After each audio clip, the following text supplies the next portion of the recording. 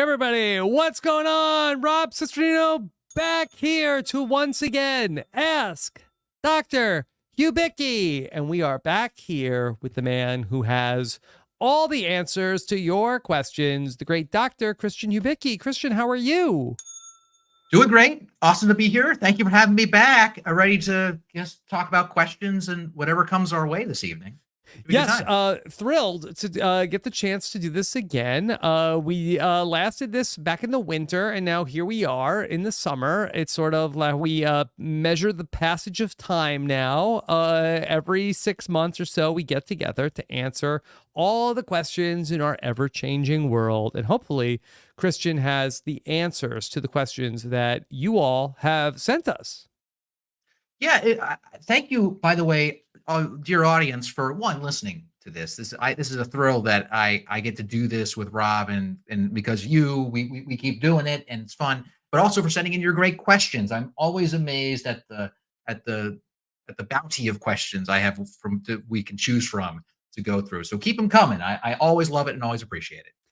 So, just to start things off, we have a list of questions from the listeners across the field of science and pop culture and Survivor, and we'll get into all of them here with Christian. I got into a little bit of a discussion with my wife, who recently tried to surprise. She went to a like a coffee shop, and she surprised me with some macaron cookies, Christian. Interesting. She said I'm aware of these. Yes, and she said that she got these for me because that these are a favorite of mine, which was news to me. I know they're a favorite of yours. How she confused something that I like with what you like, I will leave that to the imagination. I have been known to like a macaroon. I like the coconut. I like the chocolate. This is a horrible mistake that's been made. This is not. I like macaroon. And she was furious. It was not a good moment for me. And it was very bad night. Yeah. I'm sorry. I know what a macaroon is. I know what a macaron is. I know what I like. There's a super important distinction there, because I would have been the exact opposite. If I had been given a macaroon instead of a macaron, I would have been as attempting to be as polite as possible in saying I have the exact opposite opinion. I do not like coconut, which made Survivor awkward. But go on. Yeah, and so my wife was very unhappy. I was really just confused about the whole, like, but why are you giving this to me? She's like, because you like it. I was like, what? The notes I got, every way I handled this was very bad. So it was a teachable moment for me. It's one of those, it sounds like this is my armchair reading of what happened here. Yeah.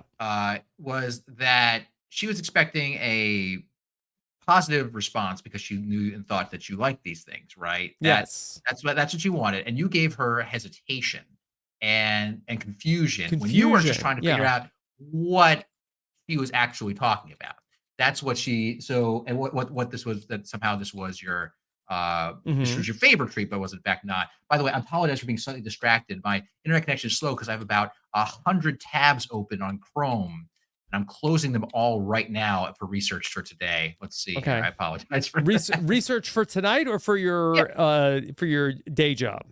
For you, Rob. Okay, research for you and your podcast is at least 100 tabs, I think. Yeah, so. But anyway, so if like the lesson I'm learning here, and you're never too old to learn, is that if somebody gives you a gift and says you like it, there's no pushback.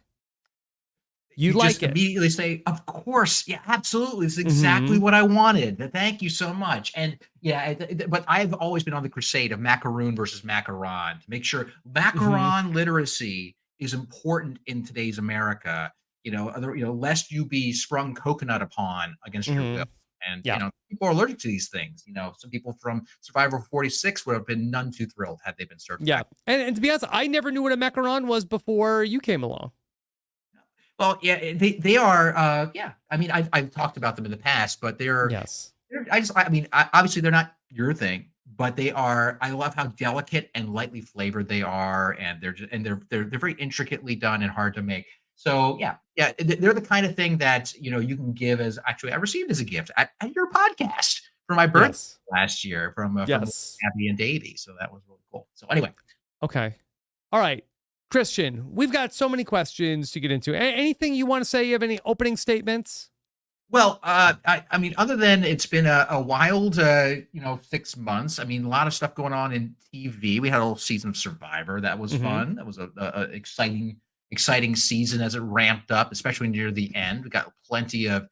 We were introduced to 1Q Mm-hmm. to the world. It's been Yeah. exciting, and we got a whole lot of other things, exciting things going. Like I hear there's another Traders coming out. Yep. So all kinds of fun things. But anyway, not really an opening statement, more just to say that there's a lot of been fun stuff in pop culture and a lot of crazy stuff in science world, especially all this AI stuff Okay. keeps getting thrown at us. All right. Well, that's why it's so great to have you here to talk about this. Okay.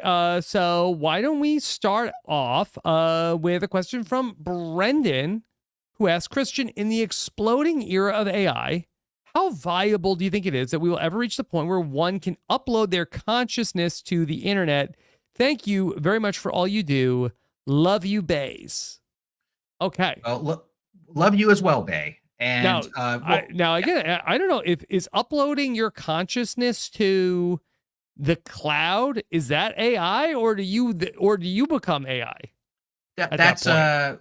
That's a fair question. I think this is a great question to address because it does take two things together that don't quite belong together. I think it's actually good to clarify it this way. This is a great question. One, you get to talk about all the AI stuff that's been coming in the last few months. I mean, for those who have not been in a coma or have been in a coma, there's been a lot of both scientific advancement, but also business hype around artificial intelligence. Yes. Yes. And that can be hard to disentangle the two because there is a legitimate excitement in the scientific and engineering community over artificial intelligence. And what we specifically mean is the concept of deep learning. So, and which is a subset of machine learning. That's the technology that's been taking off. And specifically beneath that are the generative AI methods, are what the public is generally really excited about. These are your chat GPTs. These are your things that generate text based on a prompt or generating images based on a prompt. We had some fun with that, where I believe you made a Pee Wee Herman Rubin sandwich or Rubin. Oh yeah, Paul Rubens. Paul Rubin sandwich you made with a Dolly Mini at the time, and that's only continued to. Yeah, that's really grown by leaps and bounds since we've been doing this. Yeah. Yes. So like just viscerally so impressive what you can do with these generative methods. And so that has nothing to do with uploading your brain into a consciousness. But that may or may not be obvious to people to think about it. But I think a lot of people see these methods that are coming out that are increasingly prevalent and thinking they are like human brains, but they are in fact not. They're only like human brains in terms of analogy, like only by analogy are they. Like they're built by using what we call artificial neural networks. And you might be like, oh, neural networks, that's what our brain is. Our brain is a bunch of neurons connected together into a big network. That's what it means. And but that's where the analogy basically ends for how these things are similar. So so if you thought that that's all that we needed was an artificial neural network to upload our brains or our consciousness into it, you have a lot of disappointment to prepare for. And this is frankly probably a pretty common view because a lot of people have been pushing for years the idea that we can upload our brain up into the consciousness, obviously up into the cloud, like in the Matrix. There are a lot of evangelists who want to believe that this is right around the corner because frankly, they don't want to die. And this is their path to immortality. Yeah. And so sort of the high level lesson is that like computer neural networks are not really like human brains. Like for one, the neural networks are these very simple mathematical functions that we might talk about a bit more later. They're like little things on your graphing calculator, which of course we all have at the ready. I definitely have mine right here. And they're just made up these simple mathematical functions, whereas real neurons are made of really complex biochemistry with a lot of details that may in fact capture a lot of our human experience. And if we were to take that and sort of smudge that into mathematical functions, there's very little guarantee we'd have any of us left that we recognize. Yeah. This idea is not particularly appealing to me. One of my favorite movies, I don't know if we've ever talked about, Vanilla Sky was one that really talked about this very early on. I believe That's a that was good like one. 2001. Yeah, so that's right. That was when Tom Cruise and not Penelope Cruz. Yeah, there's two cruises. They co-cruised. Right. Right. Yes. They co-cruised after that. And Mm-hmm. yeah, that was interesting as a youngin. That was a trippy movie to watch. But I agree with you, Rob, that let's explore. If you explore the science fiction element of uploading your consciousness, like that's where like the scary like Black Mirror stuff 12 happens. episodes of Black Mirror at least are based on this. And by the way, I confess, I have never seen a single episode of Black Mirror, and Oh, everyone tells me really? I need to. I'm so Yeah, surprised. yeah, me too, because I like science fiction, but I'll tell you, I am very squeamish about horror, and I know that it's like more psychological horror, which I tend to like. But like, I try to catch scenes. There's the one everyone talks about to me with the Robot dog. with the robot dog. So I made sure I went and watched parts of that, so at least I knew what it was about. But I just hate horror movies. Or at least or I should say, I have to be like dragged to something, anything that I Yeah. anticipate will be very scary. Very few things I will watch where they are scary, and they have to be a very specific subset. But I feel like it should, because I'm sure I heard it's modern day Twilight Zone, it's modern day science fiction. I really should.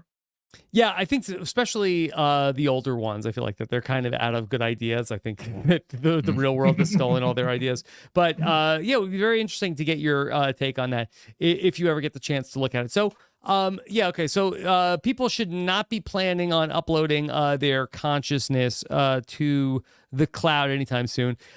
So I would love to get your updates on like the state of AI, because I wonder, I think what it's really hard to parse as somebody who tries to follow this stuff is, and you being like such a professional who is not hyperbolic about talking about your field, could you sort of like give us a sense of where we are? Because I do get the sense where you talked about like a lot of these like, for lack of a better term, like maybe the tech world and valuations and money, and I think that there's a lot of like hype tied into, oh, this is going to be a great reason to invest in our tech company because of what's going on here. But maybe that's not necessarily like a realistic picture of what's actually happening in the AI world. Yeah, it's you're right to ask that question, Rob, and because there are a lot of people with strong interests involved, business interests, who literally have their own money on the line, telling you AI is the next big thing, in the same way that they were telling you crypto is the next big thing a couple of Mm-hmm. years ago. Now, and weirdly, there's a lot of parallels there. There's actual core technologies at the core of both of these things. They're like, the blockchain is a real computer science concept that exists, but doesn't necessarily mean it's necessarily good or bad for as a currency. That's a different discussion, one I do not plan on having today. And Yes. but certainly, there is a lot of potential to these current deep learning methods. We are using them in the research field. I will say, like, I just came back from the International Conference on Robotics and Automation, and which is in Yokohama this year. So and there was a real discussion amongst roboticists about the role of AI now, like in these generative methods in our robots. And before you get scared about it, it's nothing like what these science fiction Terminator scenarios that we're worried about. It's whether or not we should put so much money into it and effort, and is it a dead end? It's those kinds of things. Because so there's a legitimate question as to how far can these methods take us toward a viable product that we actually want to use in our daily lives. There are certainly niche things that generative methods are good for, not even in terms of robotics. Like, there are times I'll go to a chat GPT and say, you know what, could you rewrite this for me? I just want to see if there's anything that you would do better. And like, oh yeah, it does that. Or if I will generate 10 names for a podcast for me. Oh, okay, sure. Like that's great. Like things that are relatively low stakes that are that benefit from a lot of data that it's trained to do, a lot of and it has a lot of examples on. The my great mantra with AI is that it is incredibly impressive what it can do, but it's less clear what it can reliably do.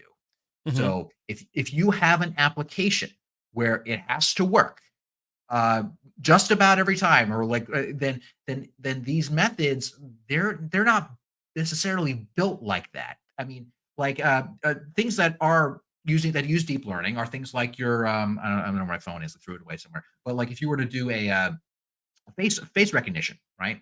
Yeah. You know, that's handy. I love that it's on my phone.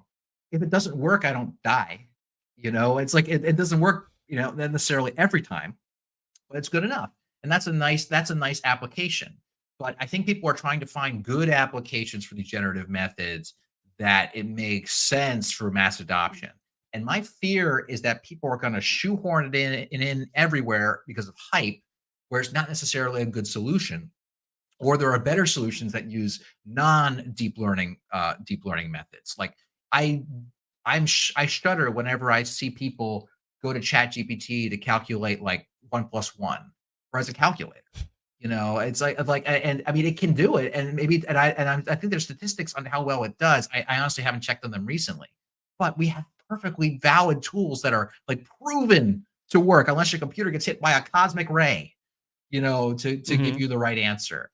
And so I am not clear, and just to just put this onto a bow, it's not clear to me exactly what the killer app is for every industry the way it's being sold. And so that's take one. And the take two is a lot of people talk about this term AGI. Have you heard of this AGI? No. People say what that means. That stands for artificial general intelligence. It's sort of the buzzword for computer that's as smart as a person in basically every way. You know, ChatGPT, these large language models, they give the impression of intelligence, but really they're just trained on a lot of data to predict text. And it's incredible what they can do. Again, reliably do. That's another thing. Um, but a lot of people look at these things. It's like, oh my goodness, we are so close to something that is as genuinely and smart as a person. At that point, oh my goodness, then that means all of our jobs are replaced. That means anything that we can do on a computer, this will just do for us. We can just replicate a massive workforce of these things. That's what people fear, and a lot of people are saying it's right around the corner. There are, and by a lot of people, it is some scientists who work at companies, some companies who have a vested interest in saying, yes, please invest in our company because it's right around the corner. And I'm more of a pessimist when it comes to that. I don't think we are close to this AGI, this artificial general Mhm. intelligence. That's my personal take. And I could totally be wrong. No one really knows, but Yeah. that I'm short term. I'm a pessimist on this stuff. Long term, I think we can figure it out. But how long is long term? No one really knows. I would say at least 20 years at least, but that's hard to tell. Yeah, I think that I agree with that. I think it's probably like not as close as we think, but probably a big part of the future. And the thing that just like gives me pause with it is just the obscene amounts of money that people are able to be sort of generating in terms of like, okay, people who are speculating on it of like invest in this company because of what they're doing for AI. And I do wonder if there could be a bubble there. Yeah. So I look, I would if I had to bet. I don't. Well, I'm not a speculative investor. You should see my portfolio, which is non-existent. I'm not a Hmm. speculative investor. So and I'm cautious by nature, but also cautious as a scientist. So that say that there's a lot of reasons to think there's a bubble. Again, no one really knows because if people did know, then you could make a lot of money shorting the market. But no one knows. The markets are inherently volatile. Um, the so in a way, it has a lot of parallels to other speculative bubbles in the past. The question would be, what markers should you look for to know that you're wrong. I mean, if like that, to know that they're, oh no, this is a real thing. I mean, and I'll tell you, that marker should not be stock price. Hmm. It should not be company valuation. That is not a good marker of scientific viability. Don't go off of that. I think that which my marker that I'm looking for is people roll it out into a high reliability sector where it is doing a job and reporting very high reliability. And that's the reason I'm so kind of hesitant on this, because if we had that, we would have self-driving cars everywhere. Hmm. And we've people self-driving cars have been around the corner since about 2007. At least that's people talking about it. And every Yeah. time like there's a new press release, people are like, oh, it's almost here. Did you see this thing? And it's like, well, we'll see. And we kind of have to wait a little longer. So if they can't figure out driving, I'm skeptical they're going to figure out podcasting. Okay, thank goodness. So Christian, any other like recent AI headlines that have sort of like caught your attention, or anything else that you want to bring up just in the overall AI section? Yeah. So the overall AI section, let me tell you the coolest, what I think I'm most optimistic about in terms of AI, in terms of the overall approach, like the effect on society. It is suggesting ideas for scientific breakthroughs. So, like again, it's a thing where if it's wrong, it's not a big deal. But if it's brilliant, it helps a lot. You only need to get right a scientific breakthrough one time, and something huge happens. Like it's doing things like suggesting material compounds that can have new properties, being trained on lots of other previous scientific work and trying to predict what actually is going to be next step forward on a material, or Yeah, how would you, yeah, that kind of stuff. like That's great. It's a transparent tool. aluminum. Transparent. Yeah, there are old stories on transparent aluminum. I can dig up those 10-year-old articles for you at some point, Rob. There's a transparent aluminum metamaterial I remember reading about decade ago. I think you have to subject it to like high X-ray radiation or something Yeah. like that. And yeah, anyway, whatever. I didn't prepare for that today, but yeah, that'd be Yeah. cool. But can I ask you though? I understand that that is the goal, where okay, artificial intelligence is coming up with cures for a disease or some new breakthrough, but has that happened yet? Are we seeing anywhere where the artificial intelligence is creating these things that are actual solutions to our problems? Yes, it is a tool that scientists are, at least in the literature, people are publishing advances purported to be done by artificial intelligence methods where it suggests a solution. Like here's an example. Like and again, it's all very recent, so it's possible people could come out with papers in the near future being like, oh, actually, it's overhyped, blah blah blah blah blah. But purportedly, people are publishing things like algorithms that were designed by these AI methods that are faster at computing important math problems. A classic one is a matrix multiplication, and it's not necessarily just the Keanu Reeves film. It's Hmm. like for those who haven't taken math in a while, a matrix is basically like a table of numbers, like you would see in a spreadsheet, right? And you can multiply tables of numbers by each other, and they have special rules for how you do it. And that is super important because everything you're seeing on this screen right now, or is being transmitted over the internet, is going through a matrix multiplication somehow. Like it happens everywhere. It's one of the things that really drives AI itself. So is the fact that that your computer graphics card, the thing that plays Zelda for you on a screen, it's also super good at doing matrix multiplications for other things. That's why Nvidia has like $1 trillion evaluation. This company Hmm. that makes these cards. Anyway, but so in a way, you could be really bombastic and say, well, that means that AI came up with an algorithm for better AI. You could say that, and I'd say that'd be a little hyperbolic, me. But that's just one example, and there actually have been compounds suggested that have had new properties, and so it's a real thing. Yeah. Okay. Dolores also says, there's robotic surgery. What's your view on robotic surgery? Now, is that a Oh, totally different tangent than this? it's not totally different, but it is a lot of related theme because a lot of related themes. Because where do you want your robot to be more reliable than when it's literally operating on you? Hmm. So like and robotics and AI, there's a lot of related things because something's got to do the thinking. in robotics. And for many years, it was much more traditional mathematics and traditional algorithms. But now people are finding ways to use these ChatGPT like methods in a creative ways to control robots. And so I'll tell you, if that robot's holding a knife next to me, I want to be really sure that it's going to work. Mm-hmm. Okay. Anything else in regards to AI to open things up? It's possible we'll circle back in a future question, but I think it's good for now. Okay. All right. Let's see. Okay. How about a question? If Jeff Probst asked you to host a season of Survivor, would you do it? At what location? And what would be the overall theme? That's Ben from a few years ago. Okay. Well, Ben, welcome from the past. Welcome, traveler. And when it comes to Ben, buckle up. Okay. That's all I have to say. So the first question was down the hatches, Ben.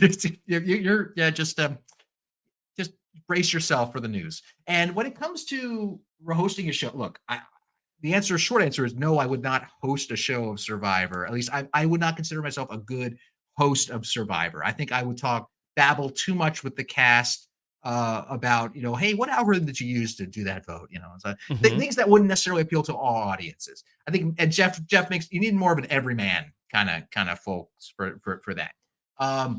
But let's say I did. Let's say I was like maybe EP, like what's like executive producer of Survivor. What's the question? Where would it be filmed? Is that the second question here? So like it was more like I'm like the angel and or devil on Jeff's shoulder. I guess okay. What's going on, right? All right. So you would have a change of location. I would. I honestly, look. I think there's a lot to love in Survivor ever since it settled in Fiji. But I do miss changing locations around a little bit. I think I'm starting to. There are times where, as much as I will like a season, I'll be like, it would be helpful to have a little bit more of a differentiator. I do miss having the locations different for that reason. Yeah, I get that, but I just feel like that for me, I've never really complained about Survivor staying in Fiji because I just feel like okay, I am very pragmatic. Like I can understand the reason why we do it always in Fiji is all of our props are there, all of our production is there. We've got everything set up. So that Survivor staying in Fiji helps Survivor stay on the air. It makes it more affordable, and like there's a ton of built-in costs that they already have there. So to me, that one makes sense. Like I love the idea of maybe like you could do one Survivor season somewhere else, but I mean, it would be a little more exciting. But at the end of the day, I think it's just sort of the scenery. And I know that there's many classic seasons where the location is part of the personality of the show, but I feel like a great Survivor season can happen in Fiji, and you don't need to necessarily move to have a really amazing Survivor season. Well, 100% agree with that. I'm not even saying, look, I guess I'm EP. I guess I do care about money in this instance. I was more like if I had to if I was to magically will a season into existence, where again, this is my season. Yeah. So I got to make sure it stands out. I was like, I put it in a new location because it would feel fresh. But I totally understand the cost benefit analysis of putting it in Fiji. I think that on the whole it makes a lot of sense. I'm not mad at that. It really at all. I think that I think that it would be something if you did it one time would be exciting. And this is my season, so I guess I get to do it. I'm EP. And what's the last question is what would the theme be? Yeah, I mean, so I was actually I went on a podcast with Mike Bloom recently. Yes. And I was telling him that you love Redemption Island as a theme. Yeah, I did. Perfect. That's exactly where I'm going with this conversation at the moment. But yeah, I talked about Redemption Island with him, and we were talking about what was it, the wish list for season 50 as to who's going to go on. And I was talking with him is like I think that regardless of what they do with this upcoming season 50, which apparently Jeff announced will have returning players. He did. Yeah, that's what Mike told me. I went in cold on this podcast, and then he was just like, "Oh, you're here to talk about 50." I'm like, 50? The show got renewed? And, but whatever they do for that, there's going to be so many people that like are not going to be able to be on that show that we're going to want to see. Hmm. And like there's unless they put 100 people on the island, there gonna be a lot of people we've played once and we've never seen again. I would People will love to complain see. about the 101st that didn't make it. Exactly, exactly. And of course, you'll never get everyone back that everyone's happy, but they have such a deep bench of great people, especially the last, they have had how many seasons in the new era that I mean, there's gonna be a lot of people that I would 6. want to see again. Six. Okay. Hmm. Your counting skills are unparalleled. Yeah. Okay. Unparalleled. Should they let And artificial intelligence cast Survivor 50? I would say no, because what it would be because these LLMs are based on data they scrape from the internet. So basically, it would just be regurgitating casts from Reddit. And I'm not sure if well, actually, I'm sorry, Redditors are probably listening. Their casts are fantastic, I'm sure. So yes, it's trained on all that data. So it absolutely should. Okay. All right. Yeah. So my So, so my but do you have a theme theme? Yeah. Yes. Okay. I think it would be something like a second chance, honestly. It would be something Hmm. like a second chance. You maybe don't need a fan vote, but it would be something where you bring back a lot of people who came and played once and specifically for them, because who knows what they'll do for 50 and they'll leave people behind. I think that'll be a great thing, regardless of what happens. Okay. All right. So, Christian, I guess so on a similar note, okay? Got an anonymous question. Said, Christian, would you join Survivor 50 if asked? Well, anonymous. Yes. My answer is yes, probably. That's my answer. Okay. And so it's hard to what one I had a really fun time the first time. I feel like I think I answered this with Mike Bloom as well, pretty much as well. But if they call you for Survivor 50, you're just gonna hang up the phone. It's the 50th season. It could very well be like the last milestone season. I mean, unless Jeff Probst goes to 100, or something. It would be an honor to get called, and I take it really seriously. I mean, I can't guarantee that life won't get in the way, but I'd be interested. I definitely would take it seriously and see what they were thinking. Yeah. Yeah, because yeah, I mean, also the cast of whatever they pulled together is going to be fantastic. I mean, they have like they get the pick of the litter of 700 people or so. I mean, just to be out there with those people would be like a dream. It would be so like there's so many interesting people. Like it would be just an experience I could talk about again.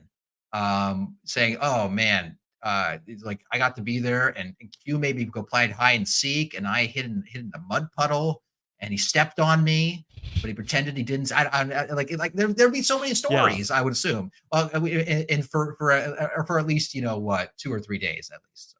Yeah. I had said I was recently on with Mike Bloom for the Survivor 50 Wishlist halftime show on Friday.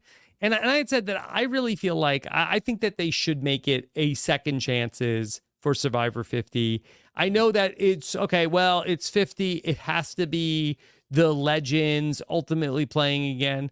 But I feel like you could do a second chance season and then, maybe 2 years from now, if you did a legend season and it was Survivor 54, nobody's going to say, well, I'm not watching Legends Survivor 54. But I think you need a fans versus favorites to have a heroes versus villains. You know what I mean? I Like you think, need yeah, to we need to like have our people play again before we bring in everything. yeah, and I think that's sounds not only like a good idea, but a likely idea in terms of Mhm. when you would do like a legend season. Because I mean, it totally makes sense that Jeff is doing this new era starting from 41, and they're really jazzed off and getting new casts, and that makes all the sense in the world. And they're like, hey, we'll wait till 50. Just that's a nice round number to bring people back. I think that makes a ton of sense. But then after that, where you're like, we're gonna wait till 75. I mean, no, I Mhm. think it actually kind of opens up a lot of options at that point. It's like, hey, what do we feel like doing And this time? especially What? I saw Jeff Probst did an interview recently where I saw for the very first time that he was talking about another person hosting Survivor besides him. And I do wonder, how many does Jeff have any sort of exit strategy of how many more years does Jeff want to be hosting Survivor? So if Jeff has some sort of like exit strategy of maybe 3-4 more years, like I kind of feel like you can do okay, let's do our big second chances 2, which is an iconic season of the show around the 30th, even the 31st, around the 30th anniversary of or 30th anniversary season. If you did that again at 50th anniversary season, maybe, if Jeff ultimately wanted to walk away from the show at some point, maybe the Legend season could be Jeff's final season.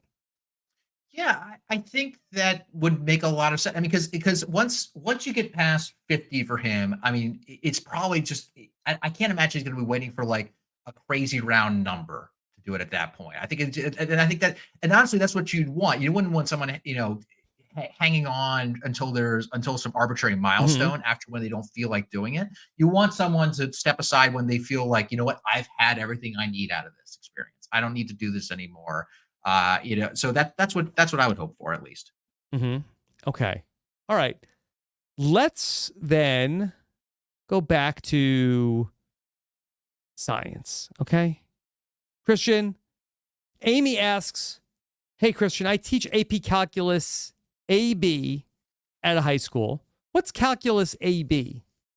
Calculus AB, unless things have changed since I was at high school 1,000 years ago, it covers limits and derivatives, and calculus BC. So it's like the first level of calculus advanced placement exams. And calculus BC is the next one, and it covers integrals, if I recall, which are be a little bit trickier. So okay, yeah. All right. So Amy wants to know any tips on making calculus relevant to Gen Z. And honestly, look, is it Gen Alpha? My son tells me he's Gen Alpha. He says Gen Z, that's over. Gen Alpha is happening now. Your son self-identifies as a generation already? How old is he? Yes, my son is 10 years old. He's going to be 11 years old in September. And he is a proud member of Gen Alpha.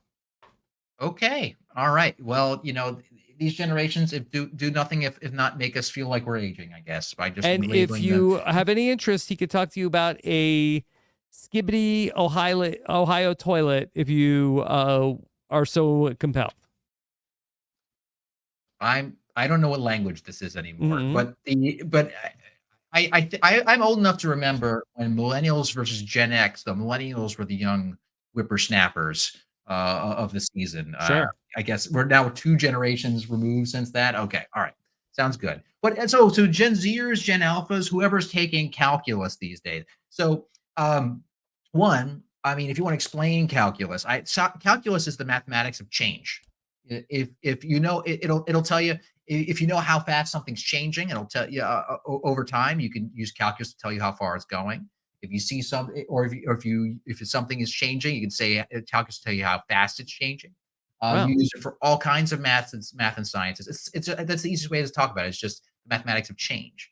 Now, I think that for the youths, they all know about this AI stuff, and I think that the way that I would talk about the applications of calculus would be say, hey, AI doesn't work at all without calculus.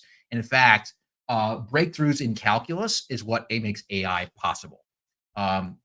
So in calculus, there's this concept called a derivative. Okay, and basically it just tells you how fast something is changing. Or back in math class, you probably remember something like the slope of a line. The slope of a line tells you how fast that line's going up or how fast it's going down. You might remember rise over run. Okay, and the derivative is like telling you the how much something is changing, like the slope. Okay, like if I am going to kind of have my hand up like this, I'm pointing my arm up at like a 45-degree angle. Okay, that's a line with a constant slope. Okay, so the derivative of that line, which is how much that line is changing, what's the slope of that line, is constant. So if I were to take the derivative of this this 45-degree line, okay, it actually becomes a constant, which is a flat line. All right. And that's one of the first things you learn to do in calculus is to take a derivative. And often it's presented in a math class as like, oh, here's this equation, here's this expression, take the derivative of this. And you learn a bunch of rules that, that something that y equals x becomes y, becomes one and blah, blah, blah. You learn all these rules how to do it. And it can seem a little abstract and be like, why am I learning this?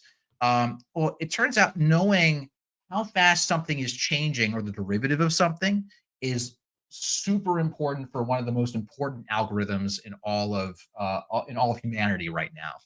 Okay, and it's called gradient descent, and it's the thing that basically tunes up your AI methods to do anything, and it's used for all kinds of stuff. And the idea goes something like this: imagine you are on a hill, okay, and you have blindfolded yourself, but you can still feel beneath your feet. You can feel the tilt of the ground beneath you. If your feet are leaning to the left or to the right. And your goal is by feel alone is to get to the bottom of the hill. Okay. Okay. And intuitively, I mean, how would you do this? I'll kind of pose this as an unprompted question. Am I blindfolded? You are blindfolded. Just be careful. Okay. Yeah, I think I would feel like when my inertia of like walking down the hill feels like it is no longer pulling me down. I think I feel like that's when I would hit the flat ground. Yeah, exactly. That's perfectly well said. I mean, clearly what you're doing is you can feel which direction is down. You take steps in that direction, and if the hill veers off in some other direction, you take steps and you feel that, and you take steps in that direction. You take a step that takes you down the gradient of the hill. You're descending that gradient, and then when you feel all of a sudden it's flat beneath your feet, you assume you're at the bottom, right? You find that's literally how we do it mathematically. Now, that's a physical hill that say, hey, get to the bottom of that hill. Now, in AI, you have to train your big old neural network we were talking about before, which has a whole bunch of different numbers. All right, and basically, when you change each of these numbers, the output gets better or worse. Okay, and better is actually going down a hill, analogously speaking. People call it a loss function, blah, blah, blah, blah, blah. But my point is that you have, instead of stepping forward, backward, left, and right, you might change two numbers in your neural network that tells you how the neural network functions. You change it by a little bit, and you can know if it takes you down or up or to the left or to the right down the hill. Okay. Well, using calculus, we can instantly know by taking the derivative of this massive neural network which way is down. Which means that when we train a neural network to do something like identify pictures of cats, act like ChatGPT, recognize our face, we have to take this giant mathematical equation, this neural network, and take a derivative. And this, for the longest time, was the big problem for how it actually make neural networks work. In the 80s and 90s, we didn't know how to do it because imagine sitting at home in your classroom taking the derivative of something that's incredibly complicated. And we found, and it's complicated because of something you kids in class will learn called the chain rule. When you do the chain rule, you'll learn why it's complicated. But people figured out a special method to make the derivatives easier, how to write down the math in an easier way. And that enabled all the AI basically that you see today. And that's all because we know how to take derivatives better. And that's one of the core things that you learn in calculus. That's basically how do we figure out the slope that takes you down to the bottom of the hill. And at the bottom of the hill is the best network that you can find. Okay. All right. And if that doesn't help with Gen Z, I don't know. Yeah. But seriously, like when you come in, people want to come and work in my lab. Like one of the only math questions I'll ask them is to ask them to take a derivative because we do it all the time. And whether it's for AI stuff or all kinds of physics, and I'll tell you, like it's something that you might be learning in a like 11th grade classroom right now. A student who might be learning, or maybe learning this in college, or just on your own by looking on YouTube or something. But people find fancy ways to take derivatives every day just today, one of my students and I were talking about, oh, if we could only figure out how to take a derivative of this thing, then all of a sudden our robots should work better. And my student will come back and be like, oh, yeah. We figured out a new way to do this. And now we have an AI algorithm that makes the robots walk better. Like it's that relevant, like in modern day math. And and that simple thing that you're learning in your classroom is incredibly powerful. It's probably one of the most powerful things you might learn in math in high school or college. Okay. Christian, this is a question that I am fascinated to know your answer about. Just a little peek behind the curtain of the Ask Dr. Hubicki. So we get questions from the listeners, and we get a ton of questions. We turn these questions over to Christian, who then, rather than try to answer things just off the cuff, will do a ton of research to make sure that he's not giving out any inaccurate information, and gives us a list of, hey, these are the questions that I am really feeling like I can answer well. One of these questions is, what chain restaurant serves the best free bread appetizer in the world? From Leroy Jenkins. Thank you, Leroy. Yes. Yes. So I have prepared. I did a lot of research, a lot of thinking on this. Like, Rob, do you have a favorite chain restaurant breadstick or bread option? I almost try to not fill up on the bread when I go to the restaurant, because I want to really get the most out of my dish, out of my entree. So, I mean, I feel like that the Olive Garden comes to mind, but I'm fascinated to know your research on this, because I feel like you take this very seriously. So my answer is your intuitive answer, which is the Olive Garden. That is my answer. And I thought about it, because there are people, for instance, who love the Cheddar Bay biscuits from Red Lobster, made rest in R.I.P. peace. Yeah. Yes. And like and I love those. And I think that I have a particular a fascination with garlic. I realize that if there's something that I love, and I'm not sure why, I realize it's probably because there's garlic in there. And there's plenty of garlic in the Cheddar Bay biscuits, which I like, and they were a good contender. But the thing about the Olive Garden breadsticks is that they're much better for dipping. So Yeah. the Cheddar Bay biscuits are too crumbly. They're too fragile. In fact, they fall apart when you eat them, which is great when you're eating them directly. But when you go to the Olive Garden, I'm typically eating something which has a lot of sauces, or even if the salad has a lot of has dressing left over. And I am a monster at the Olive Garden. There are some days where I will just I'm going out for lunch, and I know it's a special day because I go to the Olive Garden, and I just need to relax. And I was like, okay, unlimited. I'll either go unlimited salad and soup salad. Are you there solo? Solo, and we'll go with Emily sometimes. Yeah. But I'll just go there solo, and they will just keep refilling. And at the end of the day, I'll come home as Emily. I apologize. I went to Olive Garden. It's like, okay, so you won't be eating as much for dinner, will you? It's like, well, no, I might be saving some for tomorrow. But so the breadsticks are critical, and unfortunately, like I go into like a challenge eating mode where I'm at an Olive Garden. They just keep giving me food, and I just keep going for it, and I had this reputation even on Survivor Island of the guy who eats a lot of food. This was I eat too fast, Rob. I eat, unfortunately. There are times where I'm at a nice meal, I have to slow myself down because I'm going to be rude because I eat too fast. Yeah. And this was so at the Olive Garden, it serves me well. I'll never forget. I was in casting for Survivor, and I got to eat. You had to eat at the hotel restaurant. Is the only place you can eat in casting, and you eat by yourself, and you're surrounded by all these other contestants sitting at tables by themselves, and you can't talk to them. The only thing you can see is that like they're there. You can just judge them remotely. And for some reason, I was terrified that I was going to miss my interview, and so they gave me a full pizza, and I slammed it down in like 2 minutes just to get back to my room. And I remember I was listening to some of the preseason interviews of my season, and people were like, "Guy is an eating monster. He's going to eat us out of house and home when we get to the camp." And so I think Pat was saying that we got to keep our eye on the rice jar around him. And so the Olive Garden, it feeds all of those impulses for me of eating super fast. Even on the island, when I had no food, you would think I would savor the food. No, no. I would get my Hmm. little cup of rice, back when we had rice, and I would just one bite done, so I would forget about it. Yeah. And so Olive Garden is my ideal guilty pleasure.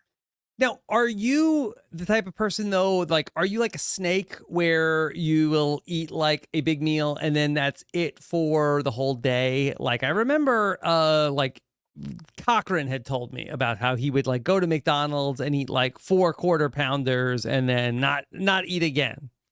I can be. When I was younger, I would do more of that sort of thing. I'm more that it's just sometimes I just have a meal that is like, you know what, I'm treating this like an eating challenge. I think I listened to an interview with you had it with Adam Klein not too recent, not too long ago, where he said he has really flexible eating habits. Sometimes he'll eat it once a day and things like that. And Hmm.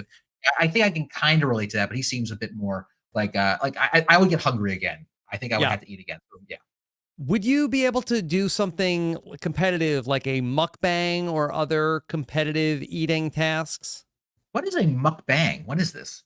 I think a mukbang, I believe it's more of a performance, where that there is like a copious amount of a particular type of food, whether it be, any sort of thing. And then you would, on some kind of a performance video, I'm going to now polish this all off. I'm not sure if speed is involved in a mukbang. Yeah, I mean, speed it helps me because I fill up. It helps me not fill up. I could probably do something pretty decent. Haven't done a lot of eating challenges. I remember I told you the one time years ago when I did a burger eating challenge. And I'm like, this burger's not that big. Only to realize it was a spicy burger eating challenge a little Hmm. too late, and so and I had a horrible reaction to that forcing me to go on a years long spicy eating training regimen to make sure I wouldn't embarrass myself again. Would you go on But hot ones? I would go. I would love to go on hot ones. I wish I was famous enough to go on hot ones. That would be. I would love to see if I could You would Conan hold O'Brien up that. well. Yeah, yeah. I watched the Conan O'Brien one. That was Yeah, that was very very. funny. That was very Yeah. funny. I would love. I love to test my metal and then be humbled by the bomb sauce or whatever it was. Yeah. No, I would not hold up well at all with the hot sauce. And I would be Conan-esque. Yeah, I've been slowly building up a tolerance to iocane powder by dashing my lunch with cayenne Yeah. pepper over time. Yes. So Yes. that way it is. I tell you, I do take some pride. Sometimes I will go to when we go to lunch with some of my colleagues. So one of my colleagues is of Indian descent. He's like, "Oh, I know a great Indian restaurant."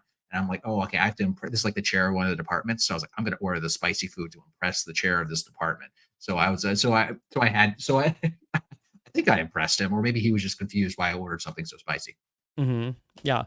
Um, Solito in the chat says, Rob, are you an Italian that gets caught at an Olive Garden? Yes, I'm not too good for the Olive Garden. And my kids they love it.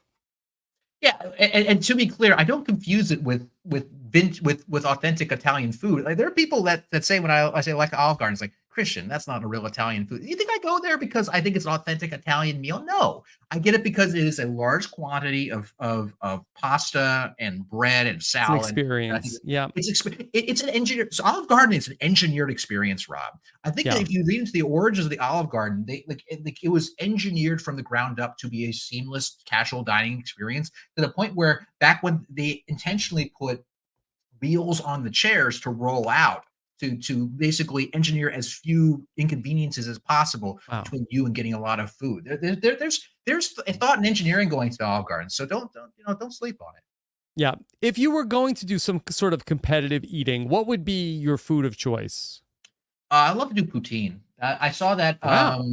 Yeah, I saw there was a giant list of records that Joey Chestnut set, and I Hmm. wasn't impressed until this long scrolling list went by poutine. I'm like, oh, that's something. Whatever 100 hot dogs. That's nothing, but pounds of poutine. Well done. Yeah. I mean, that gravy is very heavy. Love heavy food. Okay. All right. Then how about a question from an anonymous question? Dr. Christian, in your expert opinion, How would you rank the following from minor inconvenience to complete unmitigated disaster? Stepping in gum, getting honey in your hair, or your Dairy Queen melting and getting everywhere? Well, I love this question, Bay, because this is our second Baylor reference Yes, of the all evening. would be quite sticky situations. Yeah, so as you said, Rob, I do screen these questions, believe it or not. And or when I say screen, I try to research these questions. And I picked up this question. It's like, well, ha ha ha. This is of course, a reference to Baylor's song, what Sticky Situation, I believe that is the single Yes. or something. And from San Juan del Sur. And I was like, you know what? There's probably some interesting science to getting honey stuck in your hair to figure out. It's like that sounds like it's terrible. So I started searching, only to find that about 1,000 websites saying how honey is good for your hair and you should put it in your hair. So I was like, so apparently all of these things are not terribly big deals. I assumed it was like getting gum in your hair, which is very bad. Yeah, and but this is just stepping in gum, which is just on your shoe. These are not sticky situations. These are most like mildly tacky situations that you're stuck in. It's like that. Like, I mean, yeah, none of these situations require anything more complex than a shower to completely resolve. So I think it made me realize that these song lyrics go into the long history of song lyrics where they list things and those lists are not well thought out. It's almost like they're going more for the rhyme. Yeah, that would make sense. But I was like, come on, just because. Well, let's get some examples, like from history, right? There's Alanis Morissette's, ironic. It's like it's an ironic. Like, so what are the things? It's rain. Well, you want to go through the list? Sure, yeah. It's rain on your wedding day. Yeah, I mean, again, that's more inconvenient, but not necessarily ironic. Correct. And maybe if you were like Al Roker and it rained on your wedding day, that's ironic. That's well done. Well done. That's an example. Would be but ironic. The average person, the average Joe, no. I mean, depending upon your region, that's like a 30% chance of happening in a given season. That's not even terrible. That's not even terribly unlikely. Okay, let me get here. Old man turned 98. He won the lottery and died the next day. Okay, I guess that's ironic. Kind of a little bit ironic. How often did he play the lottery? Did he play the lottery every single day?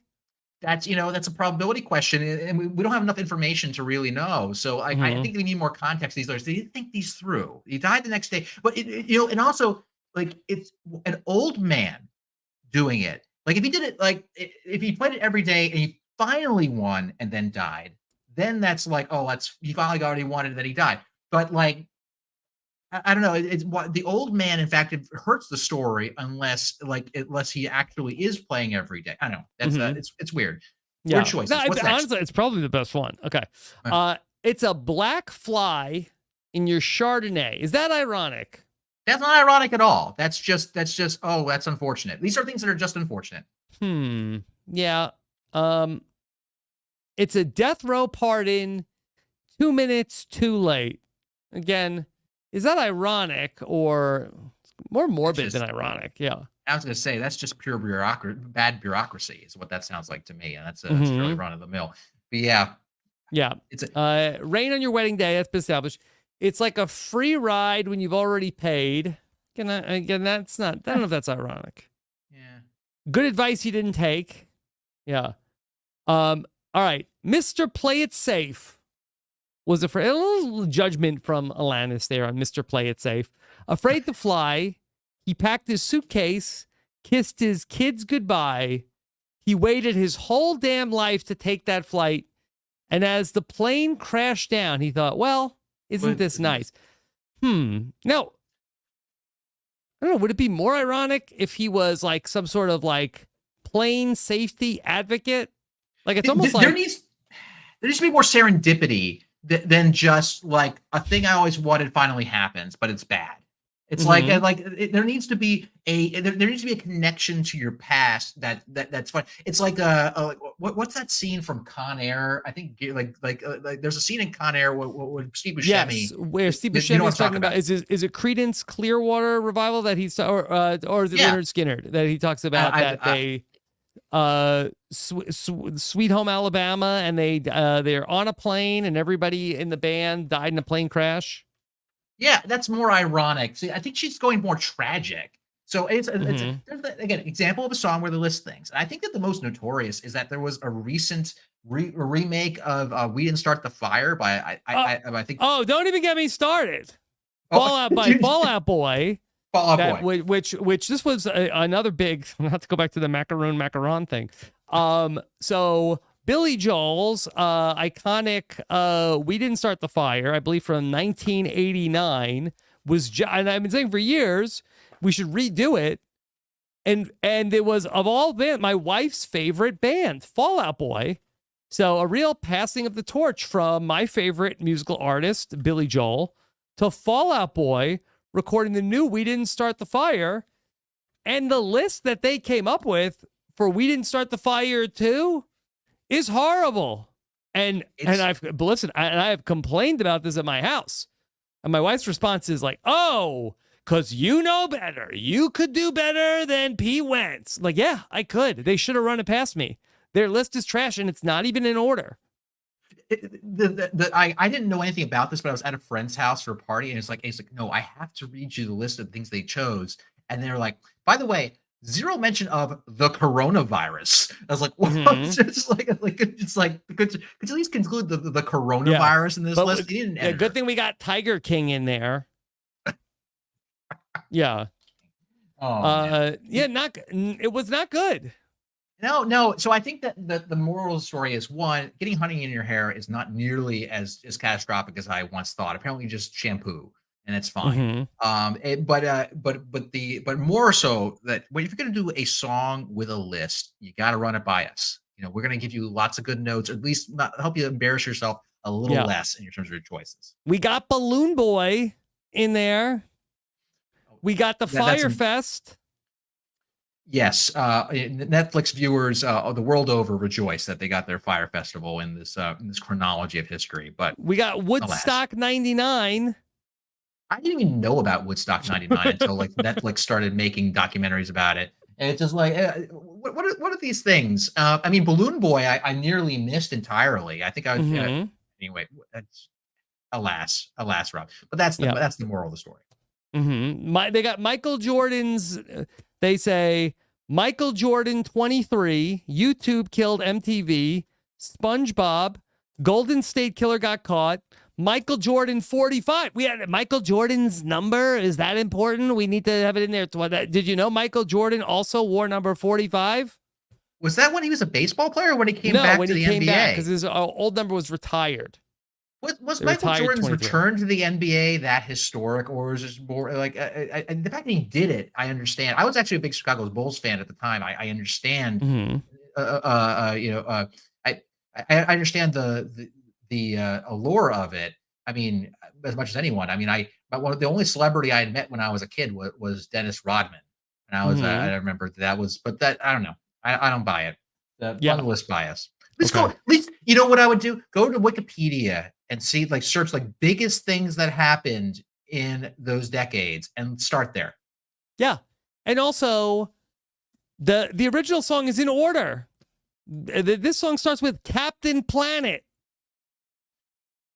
He's a hero, Rob. He's going to take the chronology of this down to zero, apparently. Yeah, but we can't talk about it. Okay. All right, Christian.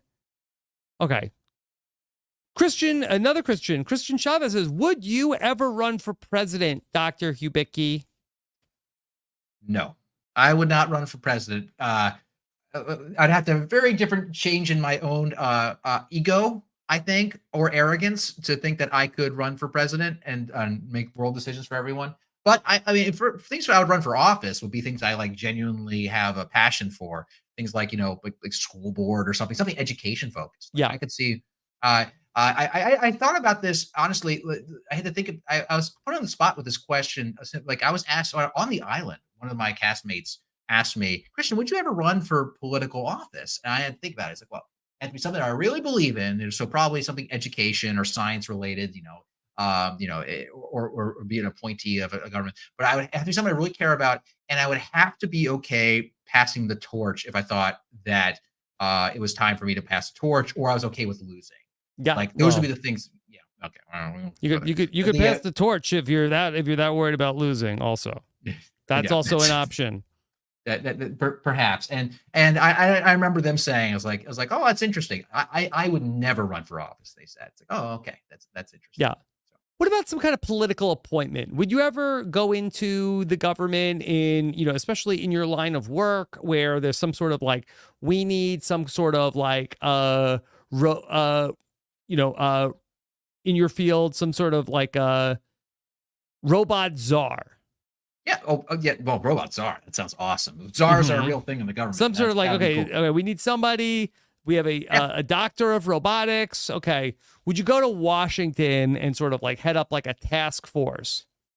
That would be awesome. That I could do, especially considering those tend to be shorter term jobs. Like they're not things that you are necessarily are careerist. When there was an Ebola czar, that the Ebola czar was not serving for 10 years. It'd be something that hmm I could do in a Thank passion. God.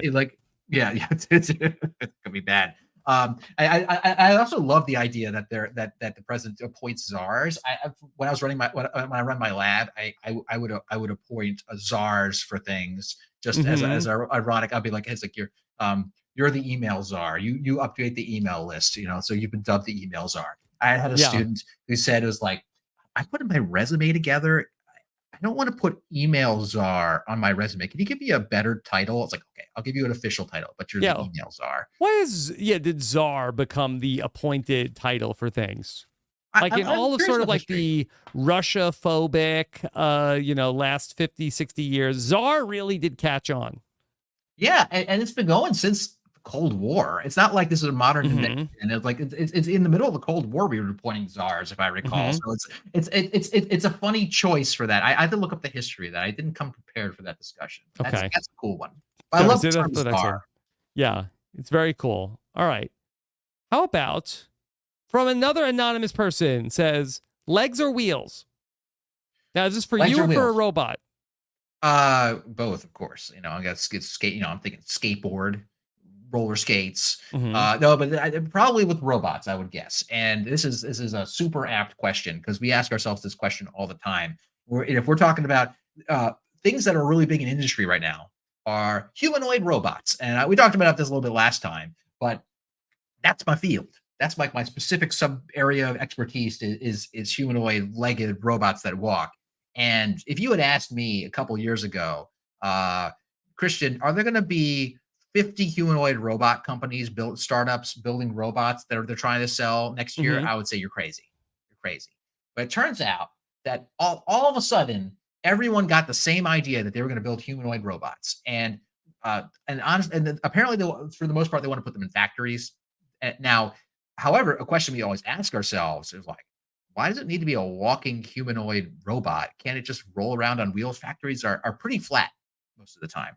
So the question is legs or wheels? That's the big picture question. And when are legs good? When are wheels good? I mean, obviously, wheels are good for something when things are flat or reasonably flat. Now, that said, people will come up with all kind of crazy wheels. There are things called tweels, hmm where they're wheels that bend like they're soft and squishy without having air in the tires, and they can be used to grip onto surfaces like the edge of staircases and things like that. So there are wheels that go all kinds of terrains. So the question often is like, hey, why ever have legs? I mean, can't we just have wheels that go up and down things? Well, it turns out when you get up on really high surfaces, and you don't want to have a giant wheel. So you want to fit in what we call a small form factor with a robot. It's good to have legs, and that's a lot of the places that we want people to be in are places we build. A lot of places people are places that we build for people to get around in, things like staircases. And wheels tend to be and legs tend to be much better about that. I mean, also legs are great in what we call unstructured environments. If you go out in a forest and you're trying to hike over tree branches and step and go over a creek, or go on or skip across stepping stones in a river, those are good for legs. The legs have a big cost other than the fact that you might fall down. That's always the concern with a lot of these legged machines, particularly bipeds where you're upright. Legs use a lot more energy than wheels. Um, One of the most efficient modes of transportation are trains because they are very hard wheels that don't squish, so you don't lose energy in the squishing and releasing of the of the train wheel on and against a hard track. And it's you just can't beat that efficiency of moving a bunch of stuff for very little energy. Now, trains obviously can't go upstairs, those kinds of things. But so it's often a trade-off of maneuverability and ability to handle rough terrain versus efficiency and frankly speed. If you have a really flat surface, you can go much faster with the wheel. But there are all and there are all kinds of people that are trying to come up with combinations of wheels and legs. I'll have kids come to my lab and they'll say, "Hey, why not have a giant mech that has roller skates?" That's not a bad idea. It's a and in fact, it's actually a fairly complicated mathematical problem to control robots with wheels and legs. And this is where I get a little self plug that my own student uh, uh, published a whole paper on how to control robots with wheels and legs, and he actually won an international best paper award for that. Wow. So yeah, he did a really good job. So it was a pretty tricky problem. So we're actually designing and building now all kinds of prototypes of robots that have legs with wheels on the end. They do all kinds of weird, wacky, wiggling maneuvers to get over stuff, but drive around when it's flat. It's a complicated question, but so there are wheels for when things are flat. You need efficiency. Legs when it's rough, and you need to be agile. And there are all kinds of things in between that if you have any special needs. Okay. And you maintain for yourself, you still want legs, not wheels. Myself, I like my legs. Thank you. Thank you. Okay. I All right. like it's stride and style. Let's go back to Survivor. Okay. Nick has a fascinating question. Nick says on Survivor season 35, half of the Hustlers tribe has the same birthday. What is the likelihood of this happening considering the birthday paradox? Was this statistically expected or is this a shocking coincidence? First, I had no idea about this. Second, what is the birthday paradox? Well, I'm so glad you asked, Rob. So Yes. the birthday paradox or the birthday problem states it's the question. It's a question. So how many people need to be in a room for it to be likely that two of them have the same birthday? Hmm. Okay, it's called the birthday paradox or the birthday problem because the answer is counterintuitive. Given that there are 365 days in a year, you might assume you need to have like a hundred or so, or 100 or more, maybe half like Mm-hmm. 150 or more people in the room to have people have the same birthday to make it likely that two people have the same birthday. The answer is in fact 23. You only need 23 people in that room for two people to have the same birthday, and it's a paradox because it's counterintuitive. Because when you have more and more people in a room, the number in order to say how likely it is that they're going to have the same birthday, you don't say how many people are in the room, how many combinations of two people are in the room. I mean, you and I are in this room here. There are two of us. So there's only one combination, right? So highly unlikely that we have the same Mm-hmm. birthday. 1 in 365 that we have it. If Sam joins the room, yes, we now have one, two, three combinations of people like that we could pair up with each other. Like one, two, something like that. Anyway, yeah, three. And as you add more, it multiplies. So you suddenly get tons and tons of Right. combinations. Yeah, so we talked about this when we were talking about combinations of people on tribe swaps that could meet a few years ago when we were talking about season 43. So the combinations grow really fast. So it takes a surprisingly few number of people to have so many combinations that it's likely that two of you have the same birthday. That's Hmm. how it works. Yeah. So, and in fact, Rob, I often get onto these podcasts with you, and there's always some probability related question where some seemingly unlikely thing happens on Survivor, and it's always my job to say, this is not that unlikely. That's all I always feel happens. And so now we have this additional question for how likely is it that season 35, there was a tribe with six people, three of them had the same birthday? Is that unlikely? Um, and the thing what we learned is that the thing that makes the birthday problem so counterintuitive is that when you have more people, it scales up really fast how many options there are for connections, for people same birthday. In season 35, there were 6-person tribes, so there's only 6 people, Mm-hmm. and half of them uh, um, had the same birthday. So it starts to seem pretty unlikely. So I saw this question uh, about an hour before air, so I had just enough time to write a script to do a calculation. So I ran a million combinations of birthdays, tribes of 6. Okay, and the probability that 3 of them have the same Do we birthday. know which 3? Oh, I don't remember which ones are the Okay. 3. I need to look this. That seems like the research. Can you pull that up? But the answer is 0.02%.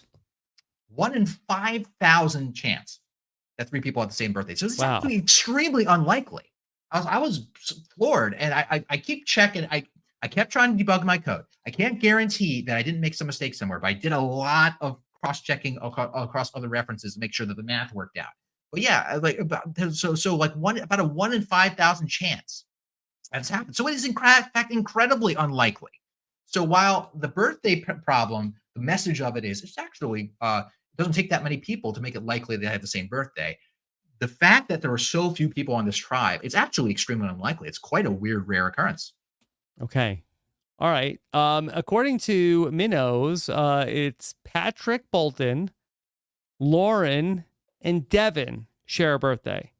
Yeah, I mean, and so I was doing my code at first, and I made a typo, and I accidentally ran the numbers at first for the odds of 2 people having the same birthday on a tribe of 6, which is also pretty small. It's Mm-hmm. about 4%. And I went through and counted the number of tribes of 6 starting tribes, and there's only 36 of them by my count. So that's about right that you'd Yeah. expect there to be one tribe that has 2 people with the same birthday, but one that has 3, quite unlikely. Right. Yeah, it'd be interesting to look back at how many seasons have people that share a birthday. I think that in Survivor San Juan del Sur, interestingly, that the one person from each tribe shares a birthday. Oh, interesting. I have to Natalie do the and math. Nadia both have the same birthday. Interesting. Natalie and Nadia have the same birthday. So what are the odds of them having this of two people having the same birthday? This is the tribe of 9, correct? Because Mm-hmm. they dropped So and Do Kim. So that's 9 people on the tribe. Mm-hmm. And so if I do that, 9 people on the tribe, and if I were to run those odds, the probability of 9 people on a tribe of 9 two having the same birthday is 9.5%. So if I do 0.0941 squared, the probability of that happening is less than 1%. So that's Okay. also pretty unlikely. Hmm. So some live All right. math. So hopefully I didn't make any mistakes. So, you share a birthday with a couple of survivors. I think Colleen Haskell and Stephanie LaGrossa. Yes, yeah, that's what a huge day. What is the best day for survivor birthdays? I mean, that might be it. That might be it. Whenever Q was born, that's the best day. Yeah, I don't know if this has been updated. I'm looking at a list of the different survivor birthdays. You have December 25th is Boston Rob and Eliza.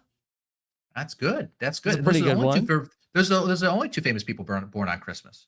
Mm-hmm. Yeah. Okay.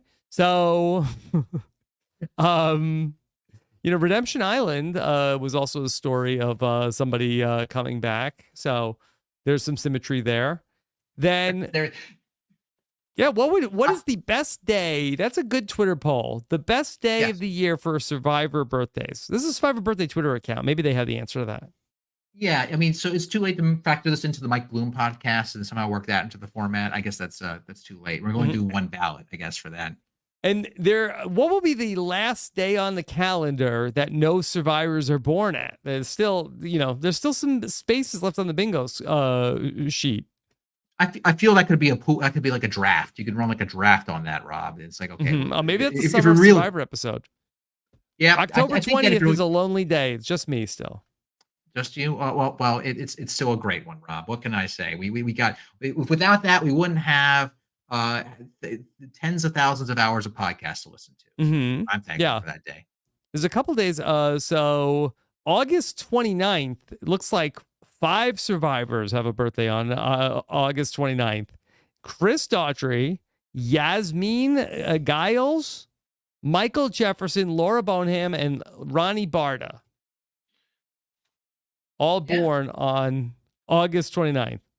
Okay. I have a question. I have a question for an expert here. I saw a rumor. Someone told me a rumor that Laura Bonham was going to be on like a show. Is that a thing, or am I hallucinating things? Okay, I have not heard anything about Laura Bonham being on a new show. Okay, all right. So I heard that she was going to be on. Put Big her on Brother. the Traitors, you cowards. Okay, someone called me and it's like, did you hear Laura Bonham's going to be in Big Brother? I'm like, who told you this? Wow. I have not seen. Maybe this is an exclusive.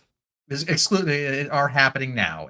So yeah, I'm the last person to have inside information on these things. So if you heard it here first, find out right now. Sam, text Laura Bonham and see if she's in sequester.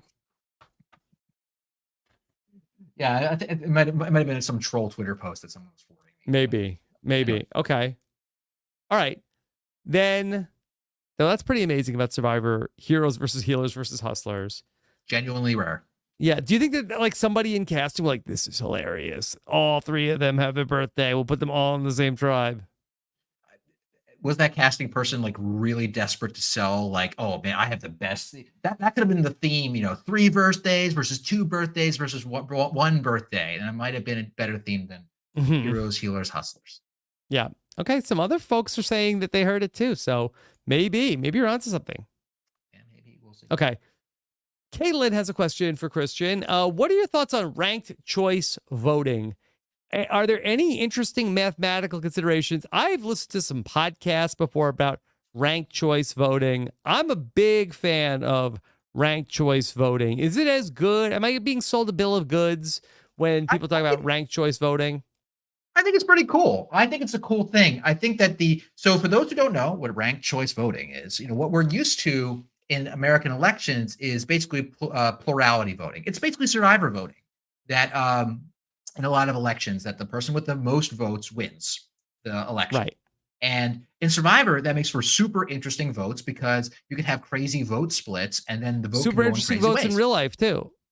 Yes, exactly. And that's and maybe interesting in a way that a lot of people don't like because obviously one of the weaknesses is that if you have more than 2 candidates in the race, let's say 2 of the 3 candidates, let's say they're really similar in terms of viewpoints, they might split the vote, and then a minority, then it might be a spoiler for another candidate. And some people would argue that hurts the diversity of viewpoints on a potential candidates on a potential ballot, or the viewpoints on that ballot. So what can you do about it? The idea is instead of just voting for one person, you could rank all the candidates in terms of in order of how you would favor them. Now, there's a lot of ways to do ranked choice voting, but the one that I believe is most popular and I've seen adopted is called instant runoff voting. And I was actually, they have it in 3 states. They have it in Alaska, Maine, and Nevada for various purposes. I was actually in Alaska when they were about to run an election, and I was seeing all the ads explaining how ranked choice voting works. Wow. And so they did a pretty good job explaining it. So the idea is that you rank all your candidates on your ballot. Okay, you submit your ballot, and then after election night happens, you tabulate the votes, and the last place candidate gets eliminated. Okay. And so all the people who voted, the last place candidate in terms of first choice votes. So they say, who are everyone's first choice, right? The last place candidate gets eliminated. I guess it's like Survivor or something. And all of the people who voted for that candidate first, their ballots are now freed up. Now all of their second choice candidates are now reapportioned to whoever they voted as their second choice. Right. And they keep eliminating and then reapportioning votes until one candidate has a majority. And the idea would be then, like in the situation where you had 2 candidates that were pretty similar and a third candidate that wasn't, but if these 2 candidates had a majority together, that one of them would get eliminated, and then and then all their votes would go to the very similar candidate, and then they would take the election. Mhm. So having the third candidate doesn't act, it allows the viewpoints, the relative viewpoints, to be represented, in spite of the fact that there was this weird minority, a plurality, a majority was not reached in the first ballot. That's the idea, and Yeah. I rather like the idea.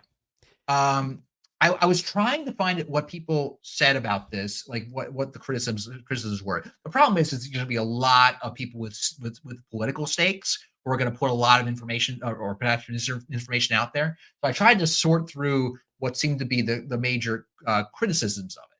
I mean, one thing is that it's just complicated. Mhm. And that if it's complicated, the idea is that it might just people like, I don't even know what to do, and they can either vote incorrectly, which if you don't put everyone on the ballot, your vote can be invalidated, or people will be like, I don't know what this is, and they go home. I've seen conflicting reports as to whether or not it is increased or lowered voter turnout. I'm not sure about that, but so it's more complicated. So if there were to happen, you need a big public education campaign for people to understand what they're doing, and that can another thing that can happen is that uh, a true majority can kind of like never be truly reached. Like the person who wins the election a lot of the times will not be a person who got a majority of the votes, which is kind of by design. But it freaks people out.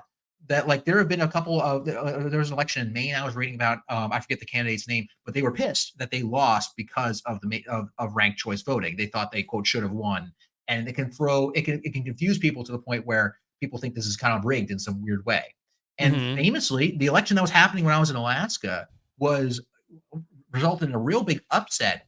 There were two Republican candidates and one Democratic candidate, and the Democratic candidate took Alaska, and Sarah What Palin was office actually was one. this for?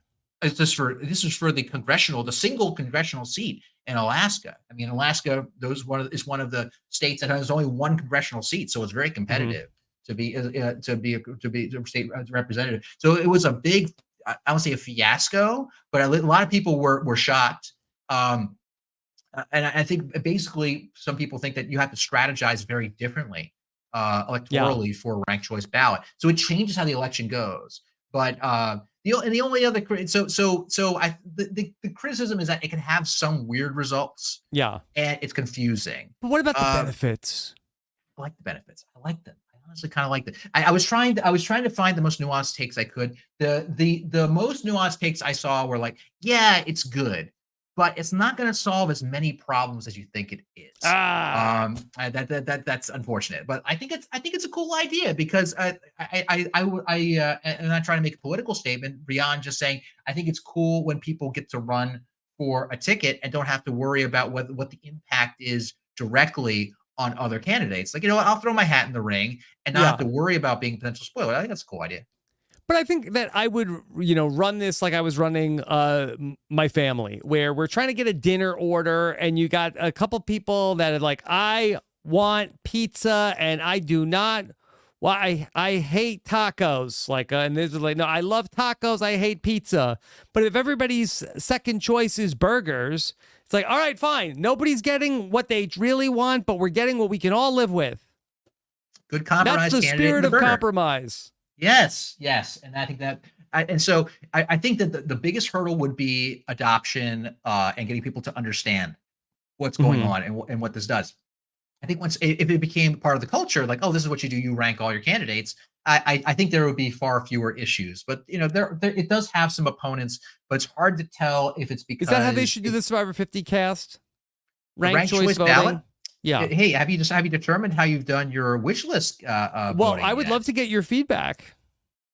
Well, I think that First off, a if couple you of things. One, yeah. recently I went back through with Mike Bloom, and we added a lot of people to the lists. And my thinking was, look, let people vote for who they want to vote for, and give them more options as opposed to keeping the list small. If a lot of fans are saying, I really want to vote for this person, what does it hurt to have more people? And we ended up adding about 25 people who were on the bubble from the first half of Survivor. What do you think of that?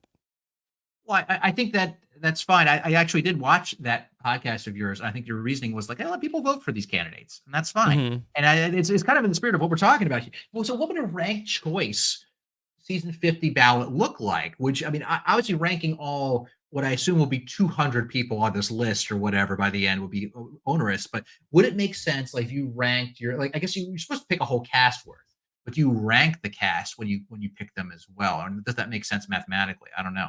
Think about that. Yeah, so if to do a ranked choice voting with the survivors, okay? Yes. So I'm giving like 1, 2, 3, 4, 5, but if my number one person is Krista Klump and nobody else ends up with voting for Krista Klump as a number one person, okay? So now then what is my number 2? Then my number 2 becomes my number 1? Is that how it would work?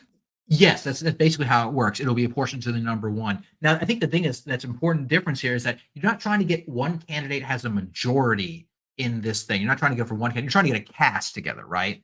Right. So you would have to set up a different threshold other than, oh, a person reaches a majority that should be on the cast. It has to be something lower than that and different. There's probably a different version of ranked choice voting other than the instant runoff. Okay. That could work, though. All right, let's take ranked choice voting out of it. How do you think we should structure the ballot? Okay. I like the idea of doing a primary and a runoff, the equivalent of that, where you because there's gonna be lots of votes maybe all over the place. Okay, I actually like that we get it down to like what, maybe like 20 men, 20 women. Yeah, it's kind of basically bring it down to the second chance ballot, like the equivalent of the second chance ballot. Okay. Oh, I like this. I like this. Because we don't have to reveal the results of what the top 40 are. That's 450. So the top 40. Well, you'd have what you do is a second. What the idea would be, you do a second vote, right? You do a first vote. Maybe we get it down to like 50 is a nice number. What if we got the first round down to 50, and then that was the real vote? Yeah, 25 and 25. I think that's actually a pretty good one. And then you try to do the final 10. It's I think that could lead to a pretty pick 5 each. Yeah, I think that makes sense. Yeah, I think this is good. Okay. All right. Kamara wants to know, what is the Doctor's Roman Empire? Do you have a Roman Empire? What is the thing that lives rent free in your head? This Roman Empire thing confused the heck out of me when I was taking the internet. What are people talking about? But do you think a lot about the Roman Empire? No, I almost never think about the Roman Empire either. Yeah, there are time periods in history I feel like I think about more than the Roman Empire. Like I don't know. I like World War II. I think about a lot more than the Roman Empire. I don't know. Yeah. So it's just the thing I think about other than TV shows. I think Better Call Saul was rent free in my head. I think, but when it comes to, I guess, world events, is that the premise of the question, or is it just anything? Well, I don't think it's necessarily world events, but it's a thing that you think about. Like, and I was really confused about this because it's something I almost never think about. But I guess there are some people that think about the Roman Empire at least once a day. That's bizarre to me. I mean, so a thing that I think about roughly once a day, just keeps coming back to it. Honestly, my cheating answer is Better Call Saul. I think about that show so damn much. It's not even, that's probably not healthy. I think a lot about food. Yeah, food a lot. But it's kind of like an obscure thing that just I keep coming back to. You know what? This actually lead to another question. It honestly is the mole. Okay. Yes. Beautiful. The mole. Yes. All right. Because Trevor asked, Dr. Christian Hubicki, my question is, has Christian seen the show The Mole on Netflix? I find the show being an interesting strategy show. If so, what would be his strategy as the mole? Would love to hear his thoughts on the game in general, if he's seen either season. Thanks. First off, have you started the second Netflix season of The Mole? Yes, I have started the second Netflix season. Okay, I'm surprised because I haven't heard from you. I am gathering my thoughts. I was traveling last week, but I made sure that Emily, we have to binge the first drop of episodes of The Mole. I do not want to be spoiled as to people's opinions. And so I saw the first drop of episodes. I think they just did the second drop. I haven't seen that yet. The second drop came out on Friday. I just did a recap of week 2 of The Mole. that is up now on robhasawebsite.com and the YouTube channel. Yes. So I do love how the questioner asked if I have seen either of the seasons of The Mole. I'm guessing not necessarily aware of how many seasons of The Mole there are. Uh, there are this is technically Several. season 7. Yeah. So I was an OG Mole fan back in 2001. We did a podcast about this, Rob. We when as a recap of season 1 Netflix Mole season 6 canonically. We did you, me, Josh Wigler, Brooklyn Zed, and Jessica Lees. I talked about my Mole journey and all the way through this most recent one. I love the Mole as a franchise. I bought in 2008 the soundtrack to the original Mole on compact disc for $50 because it's only available in one place on an obscure music website. Wow. Yeah. It's that's how big of a Mole fan I am. I loved it. Emily and I made our own version of the Mole on some internet forum somewhere where we filmed like the equivalent of the execution scene. Yeah, it is. Yeah, we had teddy bears that were each of the players in our little online game all set up. It was very cute. I had the whole thumbprint screen going. Anyway, big fan of the Mole in concept, and I think I would recommend. I'm going to try to talk about the Mole with as few spoilers as possible, but I'll try to warn if I get close to anything like a spoiler for any of the seasons of the Mole. The first 2 seasons were hosted by Anderson Cooper, the now CNN anchor before he was a full-time anchor of his own show. And those 2 seasons I love. I adore those first 2 seasons. In fact, it was an underrated gem. The first season aired in its entirety. The second season got canceled, I think, right after 9/11. People I don't think wanted to talk about saboteurs like the Mole. Did it get canceled, or did they move? They like preempt. It started. It started the first 2 or 3 episodes. Yeah, they did the first 2 or 3 episodes, and then it got cut. They re-aired it the following summer. They did finish the season off in the summer. So I had to wait, until like from the fall to the summer to know who won the Mole. Which was like that. But I was right about the Mole. I was very happy. It was a lucky guess. Those seasons are fantastic. They were on Netflix at one point. I don't know where they are now, but find them.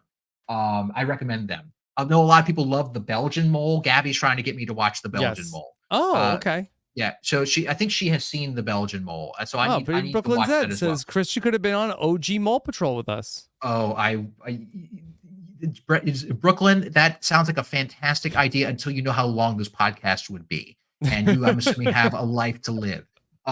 So the Mole lives rent free in my head in a way that, so the season 1 of the Netflix Mole came out last year or something.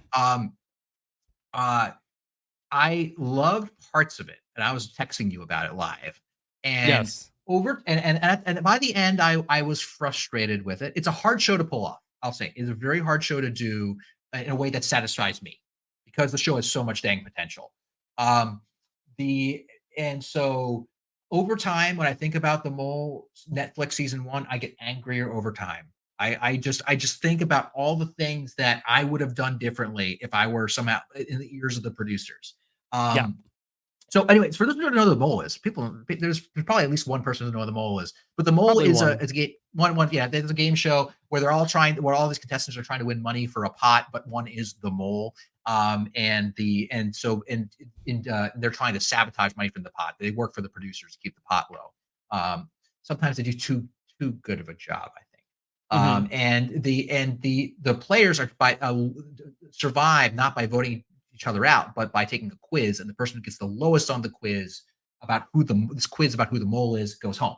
And so the emergent strategy is amazing. It's subtle but amazing.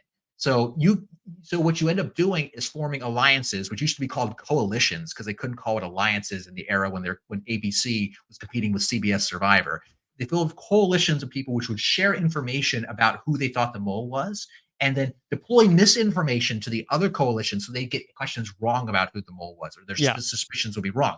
And you yourself try to act somewhat like the Mole so that way you are suspicious and other people get the answer wrong. So it's this delicate balancing act of trying to win money in these games for a pot, but also occasionally sabotaging the games, or at least appearing to, so that way people plausibly think you're the mole. So it's a classic social deduction game in that way, that if you play a good social deduction game will work in a way where sometimes you want to act just kind of a little bit like you're the bad guy. So that in terms of how the mechanics work. That is so brilliant. And the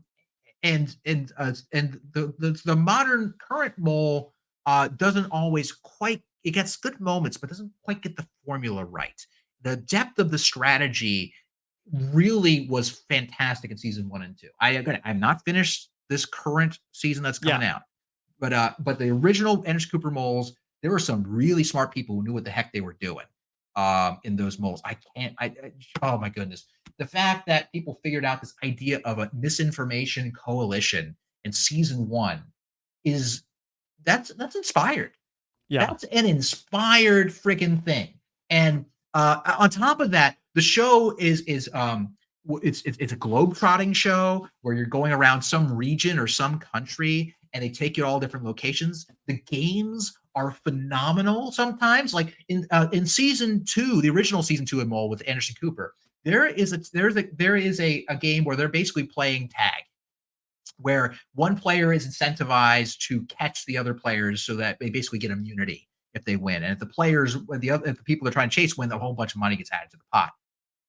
Sounds like a simple game, except they emptied out an entire tiny village in Italy with cavernous maze-like streets to play this game. They emptied out a whole town to play it. Oh, astonishing.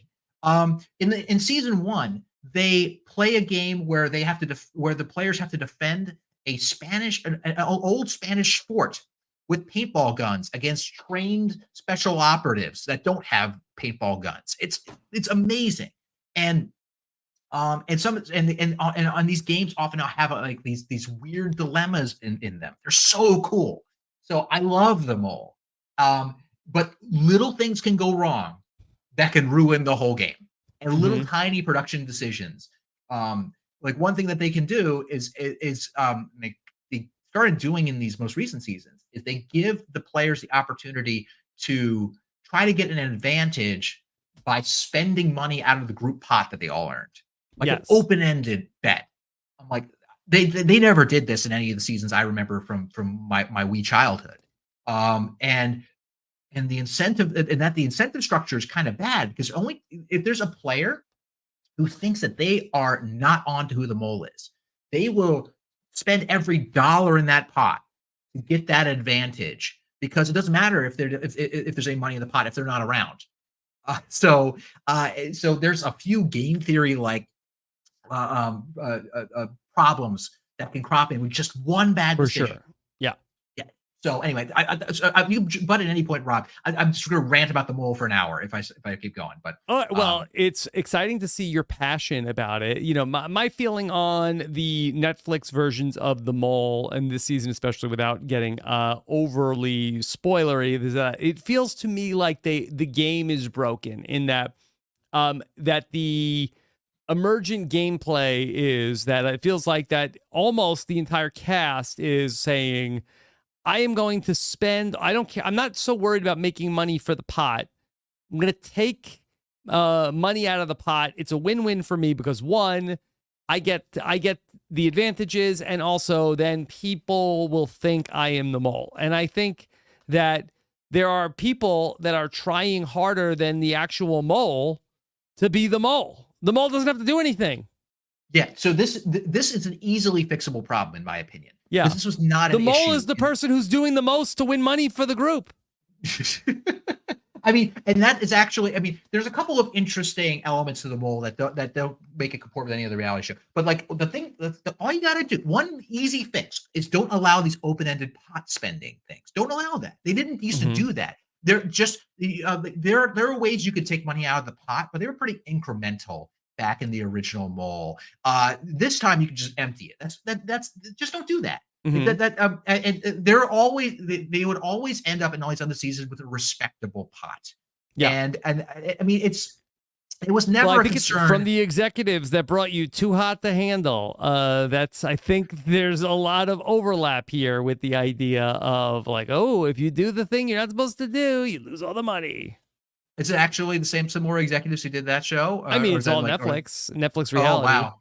Yeah, I don't know what they're doing. They're apparently all the producers are ignoring my DMs on what they should do on the show. But the Have you when actually it comes DM'd the producer? no, that'll be hilarious. But I don't know who to talk to. But hey, if you're listening, I want to love your show. I really do. This is a man who spent $50 for no good reason when I could have Mhm. just went on LimeWire or something. Christian is But wasting money more than the mole contestants. yeah, which is frankly an impressive feat if you think about it. Now, so there's that is easily fixable, and they just need to. I'm shocked that they didn't make a change because they did the same thing happened in the previous No. season. It's happening twice. The But only anyway, thing they changed was the host. yeah, I don't know what. There's a couple of things. Also, when you go back to these original seasons of the Mole, there's a lot of time that's spent outside of the challenges. They're called the missions, or sometimes called the tests in the original game, where they're just having dinner at like a hotel restaurant, and they're having dinner with the host Anderson Cooper, and they're just telling stories, and you're learning about these players. And sometimes there's an element of the dinner. It's actually kind of part of one of the games. Mhm. There's a point where at one of the game on one of the dinners, someone eats a piece of cake. There's a cake, and everyone takes a slice, but one slice does not have a blueberry on top. Now that person gets that person gets a special opportunity. And then you might say, "Oh, that's a funny little random thing to throw in for dinner." But here's the thing: the mole gets inside information. So you suspect that the person who went for that piece of cake had inside information as to whether or not that was the thing that could help them sabotage the pot or not. There's all kinds of crazy mind games. And Mhm. but none of that is present in these recent 2 seasons of the mole. Like they're not having dinner with the host. It would help humanize the host and help humanize the contestants better. There are all kinds of little things that they could do to make it great. You're right there. You could do it. You Please. could do it. You could do it. Okay. Anything else on the mole? Oh, there's so many things on the mole. I'll leave it to one thing Okay. because other we can move on. The one thing that's a little challenging with the mole is that the mole does not have an incentive other than to really kind of sort of do what production suggests they do. Like they're not the mole themselves is not a player. There's not a condition on which the mole wins or loses, which in a way is good. So it's not like the traders. The moles are the traders. The traders can lose. It's different. So the mole is really just an agent of production. So from a gameplay standpoint, that's a little strange. Like, what is their real motives? So you're really playing against production in a weird way, which adds a different dynamic. But it also could be a good thing because then the production can actively balance the show midway with this mechanic that they have in place, which is the mole. If people are losing too much, the mole sometimes helps out the team, and that helps them allay suspicion, which is good for the show. Okay. Brando was here. Chat, what do we think Christian's glasses prescription is?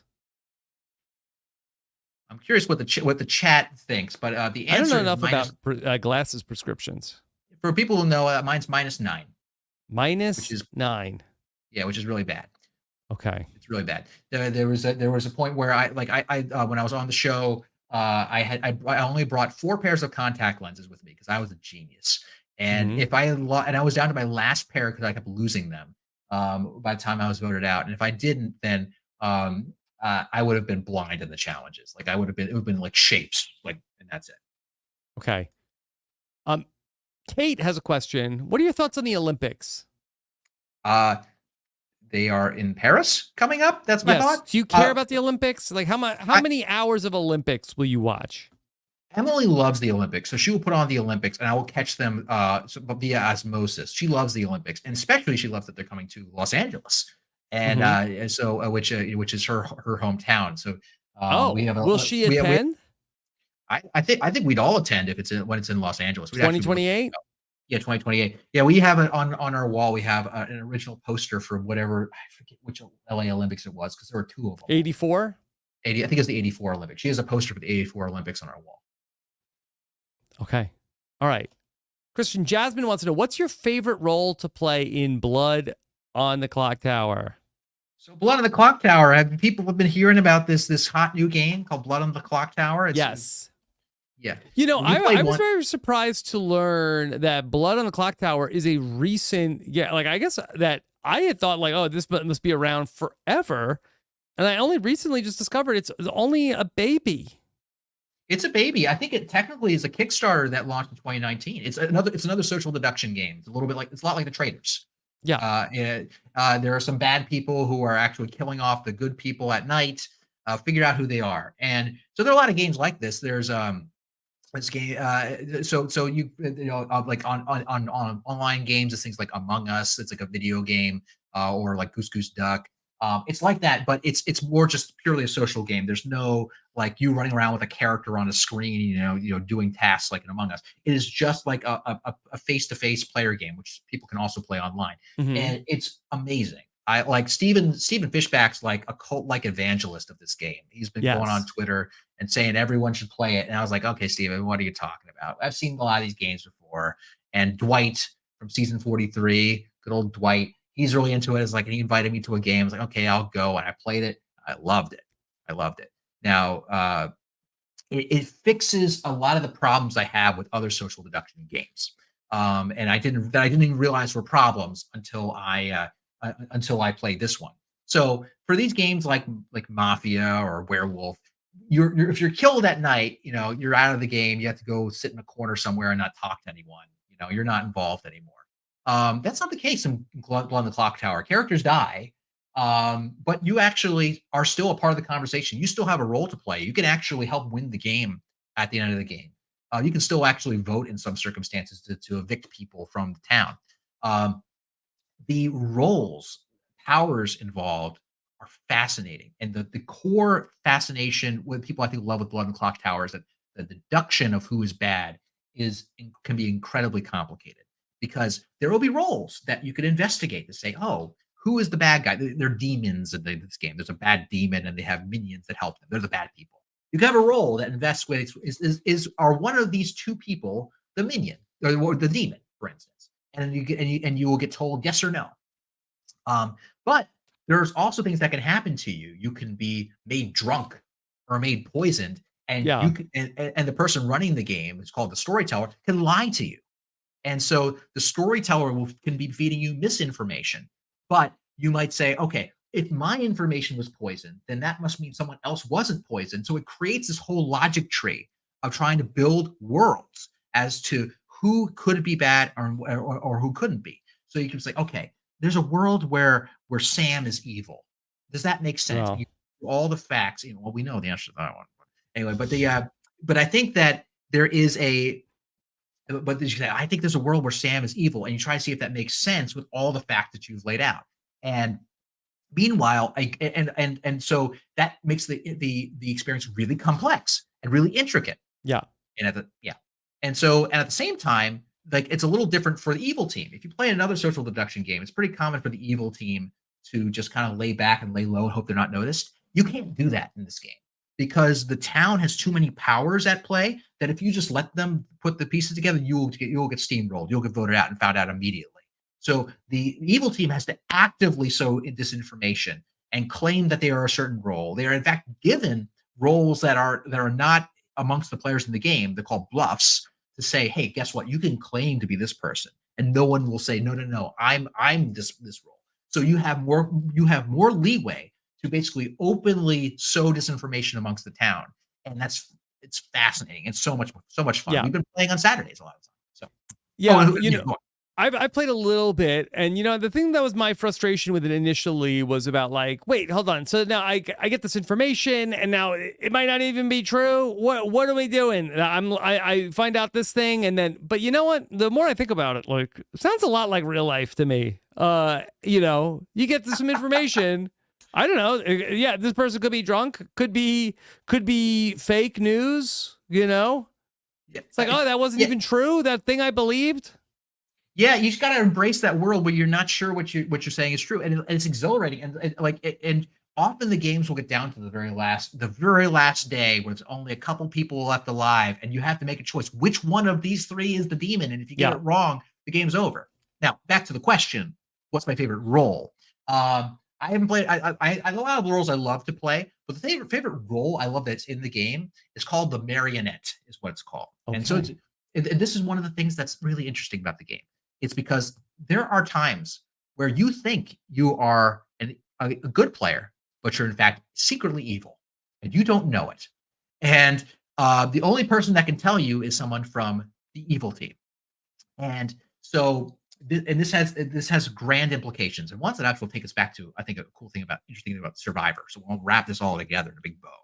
Okay, so the marionette is an evil minion, so sort of an assistant to the demon, who is told at the beginning of the game that they're a townsfolk. They could be one of the normal townsfolk roles. They could be the fortune teller. They could be the chambermaid or whatever, the various roles that they give you information. But they're actually secretly evil, and they win with the evil team. They win by the demon getting to the end and killing all the bad players. Now they are seated. They don't know it. They are sitting next to the demon. So if the demon decides, and the demon knows who they are, the demon is told that you guess what, you're a marionette, and it's up to the demon to tell you. They could just not tell you and just let you go off and pretend to be good the whole time, not knowing otherwise, right? Or they could tell you, and that way you're an active member helping out the evil team win because obviously they want to. Now, that's cool. But what's even cooler is the fact that there is a marionette, we'd say, on the script. It's in the game. If there's a marionette that's available, that means any evil player can go and lie to actually good players and tell them that they are evil. And there's a chance they don't know that for sure if they're evil or not, or if they're good or not. So the mere fact that the presence of the marionette on the script means that you can lie to half the people in the game, and more than half the people could think that they're all evil when they're in fact not. And therefore all trying to help out the evil team. And that's one way the evil team can win, by sowing disinformation. So the marionette adds this whole layer of what could be true, that makes the game interesting. I mean, what's a parallel to Survivor? I remember a young man named Jesse from Survivor 43 used the threat of there being a knowledge is power could be in the game to get someone to give them their idol. Didn't matter that there wasn't one in the game, but the threat that there could be. It all comes back to Dwight. It all comes back to Dwight, exactly. Poor Dwight. Well, hopefully in the end he became a popular Blood in the Clock Tower influencer, and all was right with the world. Yeah. Okay. All right. How about Sarah Cupcakes wants to know, has the shot in the dark outlived its usefulness as a Survivor twist? How could this twist be modified to maximize game relevancy? Yeah, so I have opinions about shot in the dark. I feel like I talked to you a bit about them, Rob. Definitely, I was with Shannon. I was podcasting with Shannon Gus about on the episode where Caleb successfully played the shot in the dark. And you were, I think, doing a live show. I think that must have been a wild live show. Yep. Yeah. That's and so like that was the one time the shot in the dark explicitly worked, right? I mean, obviously, other people were safe, but it's the first time it actually had an impact on the outcome of the worked for Jamie, right? Yeah, worked for Jamie in the previous season. But I've always not been a fan of the shot in the dark for the most part, and that's because it's too weird to the audience. It's to me, this is the thing I don't like about it. I want to hear your opinion, of course, Rob, on this. But like, it's almost never brought up. So if you're a casual viewer of the show, you might be like, what's this shot in the dark? What are they talking about? And everyone has one, and it's hard to even keep track of who has one, unless and often it doesn't even matter. So that my case against the shot in the dark is like, it's weird, rarely has a direct effect, and people don't know it's in the game. People assume it's strange. I don't know how people, a new player to the show, newcomer to the show, really understand how it's going on. Now, the pro case for the shot in the dark is that it indirectly has affected votes. That people, it forces people to blindside people, which is already. I thought that's like one of the weakest reasons to have it, because like people are already blindsiding people all the time anyway. It's a and when it works, they just go home. Then Caleb unfortunately went home the next vote anyway. It's like it just delayed the vote out at the Caleb, unfortunately. And the other thing though is that it's created some weird vote margins though. Like it has led to the possibility that a vote could flip because the margins are smaller. I feel like people are treating the vote differently because of the shot in the dark. But it's so indirect. I'm not sure if people really recognize that that's the case. So Yeah. my reason, yeah, go on, please. I want to hear what you I think. don't Thank know you. necessarily if the shot in the dark has necessarily flipped a vote, like has teetered it in another direction in the way that like a split vote has sort of like created like, okay, we'll put 3 votes on this person, votes on this person, and then Suri ends up going home because there's trying to split the votes. But I do think it has created paranoia around the person of like, okay, well, let's put 1 vote on this person and then really panics the other person who is getting that 1 vote put onto them because of the shot in the dark and can destabilize things a little bit more in what would have been previously a more controlled situation. Yeah, yeah. So I mean, and when I first heard of it, I kind of got what they thought they were going for. Like they really were hitting hard in 41. This idea of they're losing votes in all kinds of different ways. They wanted some weird voting outcome to happen because there weren't enough votes, and they did get that once. And what Mm-hmm. I think is the most interesting vote in all the new era to me was the Sabaya vote in episode 3 of season 45, where she's doing the candle thing, and then she has to melt the candle, and then she's gonna potentially lose a vote, or does she bank a vote? And it created this weird dilemma that she had to suss out in the moment at the voting confessional. She like when she was about Yeah. to vote. And that was the most interesting thing I saw. I mean, if they can recreate that in different ways, that would be phenomenal. I wondered But if they were that going to do wasn't even the something like shot in the dark. exactly, exactly. It wasn't even the shot in the dark. And so what I thought was maybe something like that could happen with shot in the dark, where everyone's paranoid and everyone throws out shot in the dark, which means they lose a vote, and that lowered the vote total to lead to something crazy to happen at the vote. But that doesn't really the way it mechanically works. You have to play it before you write the vote. And I'm just thinking of this off the top of my head since I started rambling with you, Rob, on Yeah. this. Like, how do you get that to happen? To me, that is the case. You want people throwing out their one shot in the dark, like, oh my God, I hope I don't go home. That's what you want. I feel like you have to somehow play it after the vote because even though it doesn't make a lot of logistical sense that they already voted, it's already in the urn. But I think there's a way to manage this because when people panic because an idol just got played, there was something crazy happened at the tribal council that they didn't expect it. Maybe an idol got played where they didn't expect it. Like imagine what do we have? In 45, Julie played the idol. How did she play on herself On or herself, and to Emily went on home. herself? Yeah. Right, and Emily went home. And Emily went home. Um, and that pan and that only get rid of Emily. I forget, but anyway, a situation like that where you think you got someone, but they played the idol. Let's go back to my season, not to make it to make all about me, but it's a good example where a surprise happened. Like imagine everyone's panic when the Goliaths voted for me, but Davey played the idol on me. Yeah. Do they throw out their shots in the dark? Like, oh my God, I have to throw out my shot in the dark and invalidating their votes that they just cast. That's a calculation that they have to suddenly See, make. but that would be almost impossible to do on Survivor. How do I know which vote was Angelina's to take out of the bucket? Like, I think maybe you could separate that you lose your vote from you have one time where you could have this 1 in 6 shot. But I kind of feel like in a perfect world, I don't think they want the shot in the dark being played that often. Like in your scenario, I think the shot in the dark gets played like 12, 13 times a season. Then, but you only got Almost one. every vote is going to have a shot in the dark. Maybe one, but then what happens? It takes a vote out of the total. What they wanted is to mess with the vote totals. Mm-hmm. That's what they wanted to do. So what could have happened? So like in that situation, this is me thinking it through with my season. A bunch of votes are on me. They're all invalidated, and all these shots in the dark are being thrown out. Meaning all these votes that were going to be cast for me anyway are being thrown away, and we would have the majority anyway. We wouldn't have to like split the vote the way we did it. Or something like that. But my point being is that like that if there was a thing where everyone's throwing out shots in the dark, at least that would be action. And then let's assume there's a way to take the votes out. I think there is. Then there will be shot in the dark happening all the time. But I thought that's what they wanted. I don't know why are these things there if they never use them. I think that the reason they want it is to prevent an episode where it's just like a complete, everybody knows one person is going home. There's nothing they can do. They don't have an idol. And at least that they would have this sort of like, okay, the editors can play, but they could play the shot in the dark tonight. So we don't know what could happen.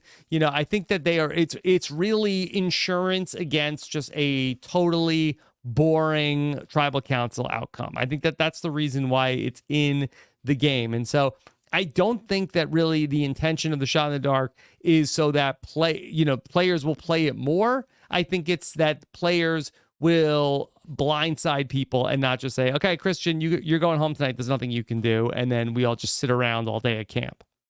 When does that happen? Like, is this prior, like in the 10 seasons leading up to season 41?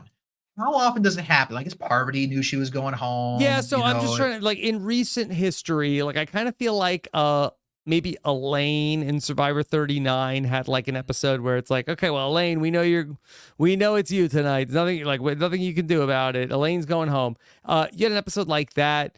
I'm trying to think in Survivor 40, you had like the plight of Adam Klein, who was trying to, like, he knew he was going home. He was like really looking to play the idol at Tribal Council. Like, he was somebody who, if anybody could have used a shot in the dark in that spot, I think it would have been Adam, and maybe that the day at camp ends up being totally different. So maybe it's something that had been on their mind for a while of like, what do we do? I remember I'm trying to think of season 30, Ghost Island. There is like one of the Stephanies ends up like it's like basically she's going home. There's nothing she can do about it. So I've always felt like the shot in the dark was sort of like their preventative measure to sort of just like, okay, there's a vote. Nope, the person who's going home knows it. They can't do anything about it, and we can at least get some excitement out of this.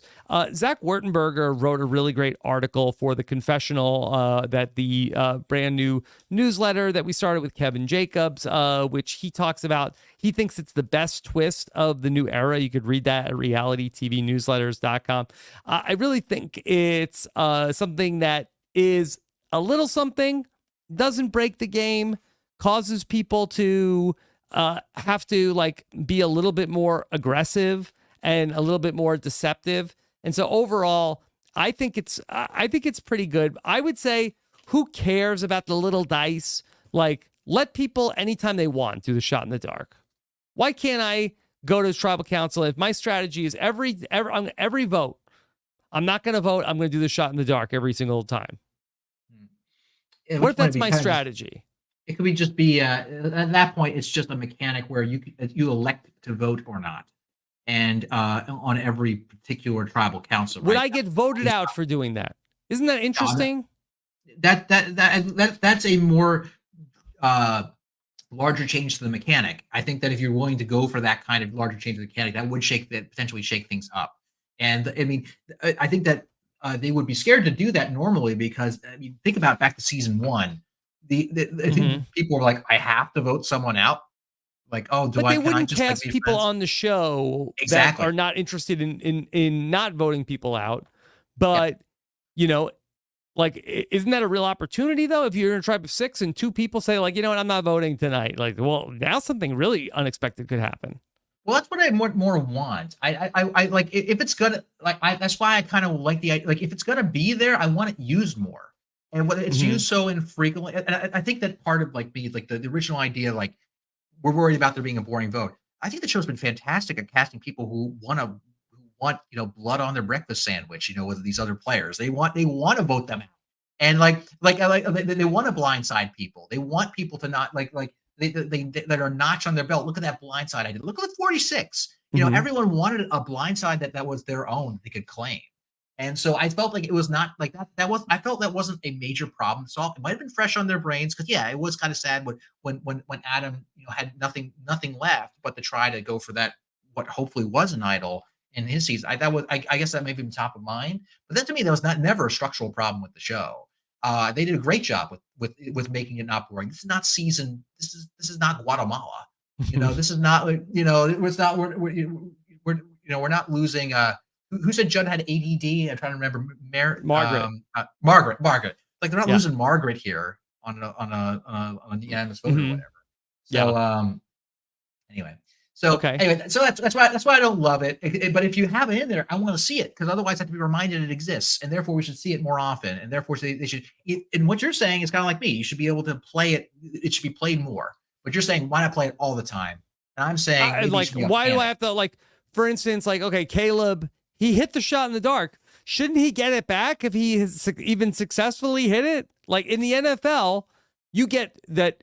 In the NFL, you as a coach, you get 2 challenges a game, and then if as the coach, if you have 2 challenges, and I believe if both of your challenges are successful, you get a 3rd challenge because your challenges were successful. If I'm Caleb and I hit the shot in the dark, shouldn't I get to play the shot in the dark again?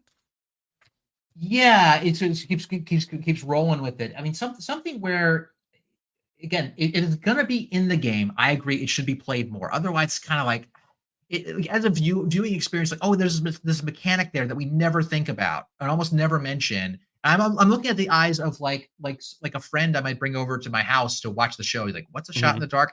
Well, let me explain to you. You have a 1 in 6 chance if you play it like that. Right. It's too complicated. Whereas it's otherwise super simple. I hear you. Yeah. I'm sorry. I'm completely. But anyway, you get it. You get what I'm saying. I'm sorry. Okay. All right.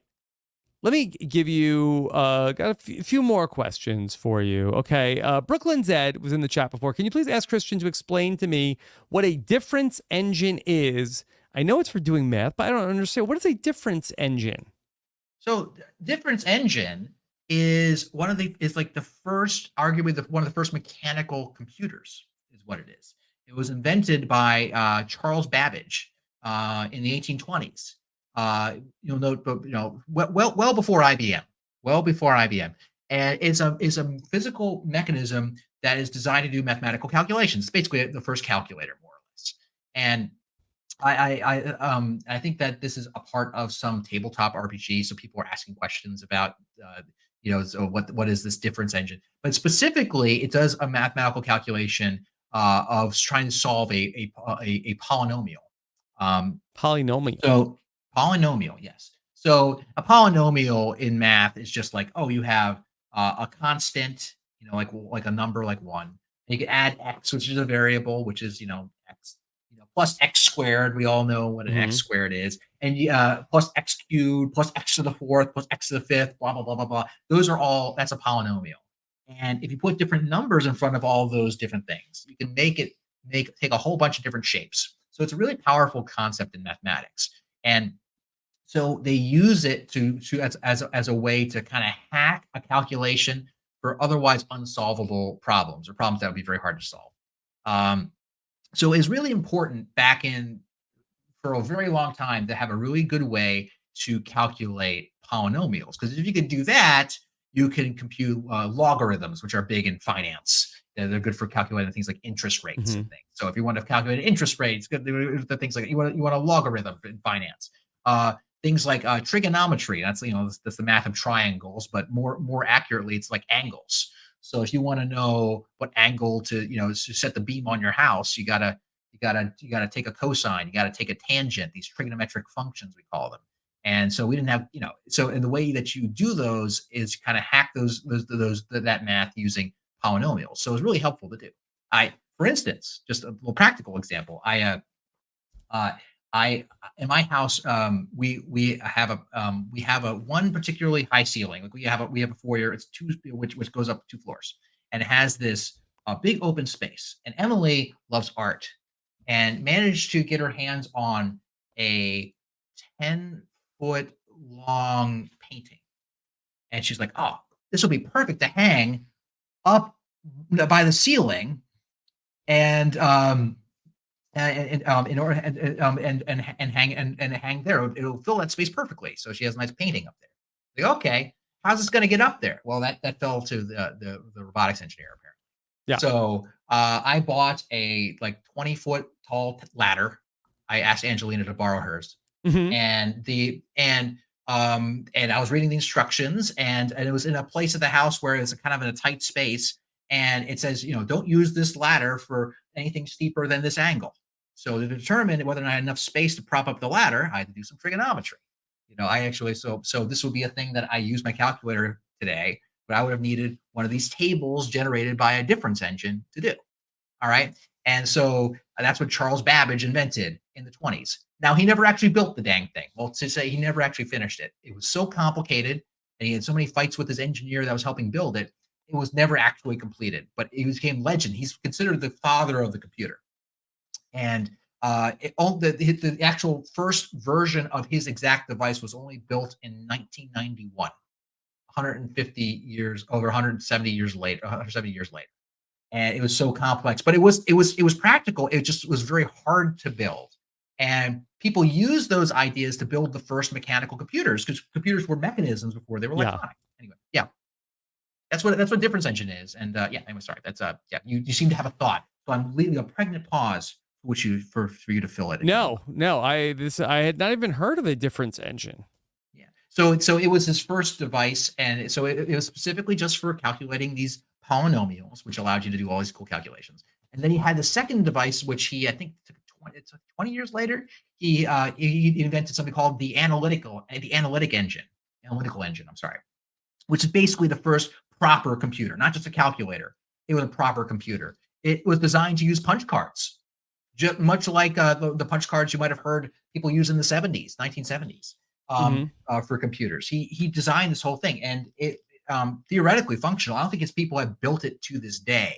I think that people were trying to build it, but it is credited, and it was actually the first technically what we call Turing complete computer. People probably have heard of Alan Turing. That was the subject of the Imitation Game, the Benedict Cumberbatch movie, where he built an actual computer to break German codes during World War II, and he had there's a criterion for whether or not a computer can basically do anything that you need a computer to do, called Turing complete. And it turns out that Charles Babbage's analytical engine was Turing complete, that he designed in like 1840. So he's like 100 years ahead of his time. So that's what a difference engine is, and it's just fascinating. Mechanical computers are crazy.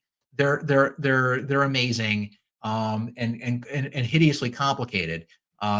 But they're really fascinating. In fact, people these days are actually looking for new ways to use mechanical computers for niche applications where you don't have the ability to route wires from place to place. I'm actually on a project right now. I have a funded research project with between my university and the University of Florida, where we're working on ways to figure out how to make mechanical computers do control, actually for the Air Force of all things. I don't know. It's a large grant to look into the fundamental science of how you would make a mechanical computer do calculations for you. Okay, Christian, I have a question for you from L, who says, "How do you feel about school-run Survivor games? Much love from Survivor FSU." Well, it's great to hear from you, L. So yes. L, I believe, is one of our. So I'm a faculty at FSU and Florida A&M University. Are you aware of Survivor FSU? I am the academic advisor for Survivor FSU. Yes. Okay. Wow. What a treat for the kids. Yeah, it's great. They reached out to me, and I was so happy that they thought of me for an advisor. So yeah, they run, I believe, 2 games a year. Their most recent game, they invited me out to come see, and I got to run a tribal council. I got to be Jeff Probst for one of the tribal councils. Yes. So how did that go? Pretty well. I mean, like, I realized how hard of a job that Jeff has. He must be quick on his feet, because I was really trying to keep up with things, but I did my best. I think that I was able to keep the banter up and ask questions. But I love these school run Survivor games for a number of reasons. It's not even necessarily just about the show, but the process of putting on a production like a self-run Survivor game is enlightening. You learn a lot. Think about the logistics, what you would need to put on a show, to put on a game like that. I mean, they edit these things, so you got to get a whole bunch of camera angles. So you have all these students running around with their iPhones and their Androids, taking camera angles from everywhere, and they have to think about, how do you make a good twist? Where do you hide an immunity idol? All these organizational production decisions that are creative but also practical. It's like so I love the creativity it forces people to come up with. And so they come up with puzzles, all kinds of stuff. So I love that when people do these kinds of games, because they're I think it's great to get the students organized and putting their mind to something really ambitious, and then pulling it off by editing it into a final product. Why have college campuses become the breeding grounds for so many Survivor in-person games playing out? So I think it's a couple of things. I this is my guess. I haven't interviewed my students in my in the club I advise about this, but I get the sense that like there will be like like they're all in dormitories together for the most part or apartments, and one person will be like a Survivor fan, and then that'll rope in a couple of their roommates or dorm mates to come and watch it too, and they all start watching it together. Hmm. And I think that starts to build a critical mass of people. It's like, oh, we should run one of these. And because they're college students, they all live together and they have comparatively more time for extracurricular activities. Right. They end up doing a club, and I think that that's just the nature of a college campus. Christian, I have a couple questions for you of my own. Okay. Okay. I would love to hear your thoughts on the Apple Vision Pro. Do you feel like that this is a device that 5 years from now we will see as like a integral part of our lives, or do you think that this will be something when they make a documentary about the 2020s that it will be a passing fad that is mocked?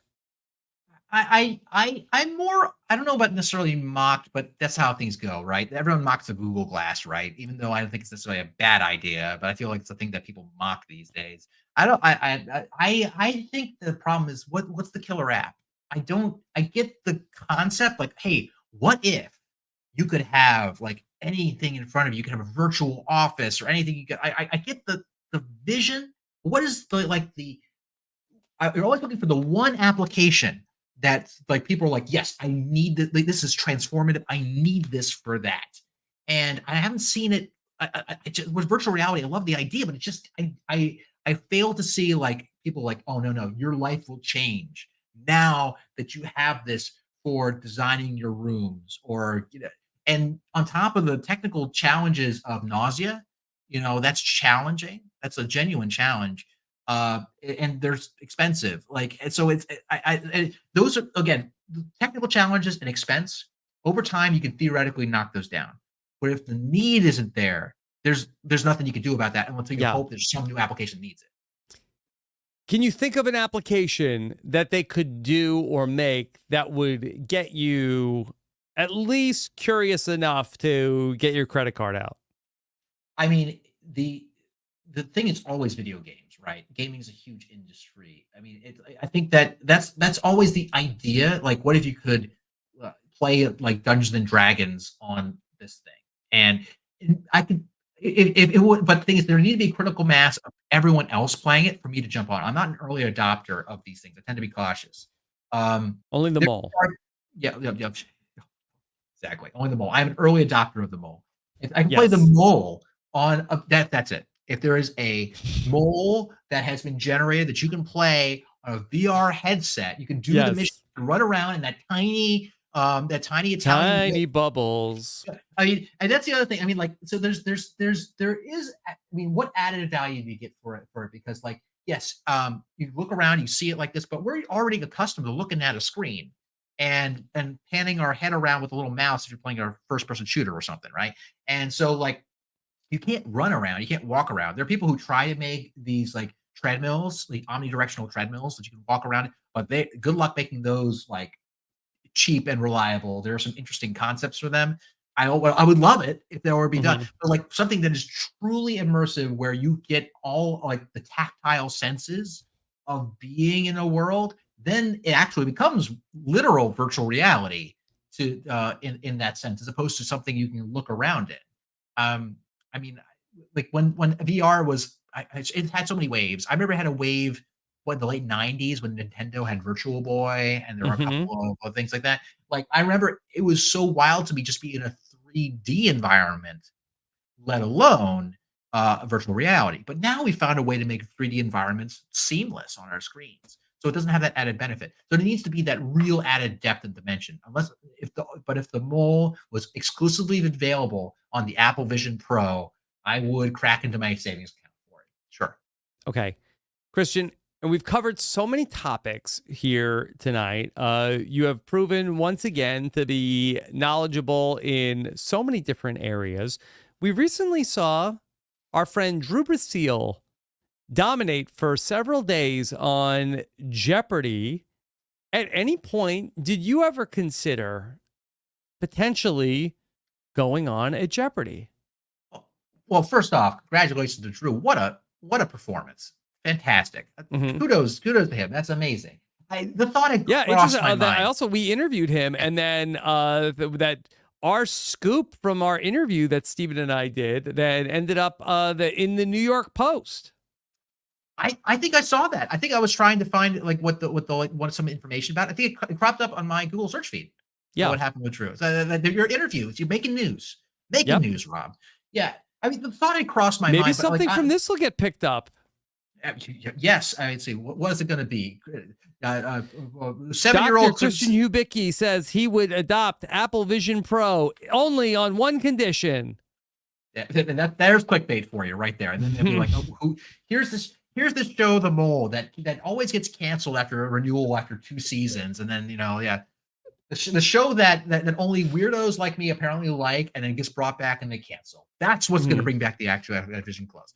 But the yeah, like the thought has crossed in my mind to do Jeopardy, but not in a serious way. I mean, because Jeopardy is a real trivia skill. I mean, you have to I have so many blind spots when it comes to trivia. I'm not a good pop culture trivia guy, and I think that I would have to fill up a lot of those blind spots to do well. So and I really and Jeopardy is such a avid fan base. I have a personal friend who played Jeopardy, and it was like the culmination of like one of his life's dreams that he got to go on that show. It's not something I would want to try on like a hat. I would have to really commit to it to really go for it. But it seems like, I mean, Drew at such a young age too, by the way, like was able He's to really impressive. Yeah. He's an incredibly impressive guy.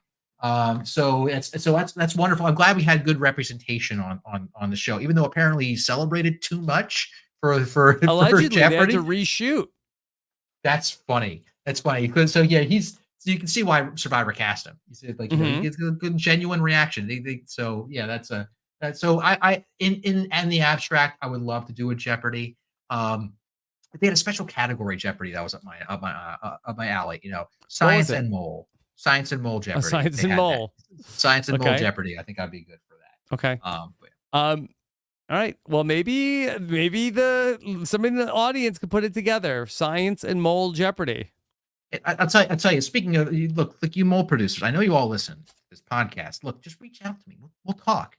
It's could you fix the mole? Oh yeah, I already I gave him good advice for free. For free, I got more stuff for. I'll get Netflix. Are you listening? Netflix, please. Call me and we'll talk about how to get this singing, because you got some great IP that at least one person really loves. Yep. And then we could talk about the money we'll be printing on the Apple Vision Pro. There you go. Perfect. Where are we rolling it, Rob? Let's start with those speculative investments. Okay. And we bring it all around. Speculative investment in Apple. Finally, they could turn that company around. Finally make some money. Okay. All right. Christian, anything else tonight? Oh, I think we covered plenty tonight, Rob. Incredible. Thank you very much again for having me. You do not run out of gas. No, especially look, I really hit like once. Sorry, this is what I'm talking about. My Roman Empire is the mole, because once I start thinking about it, I just keep going. So yeah, it's been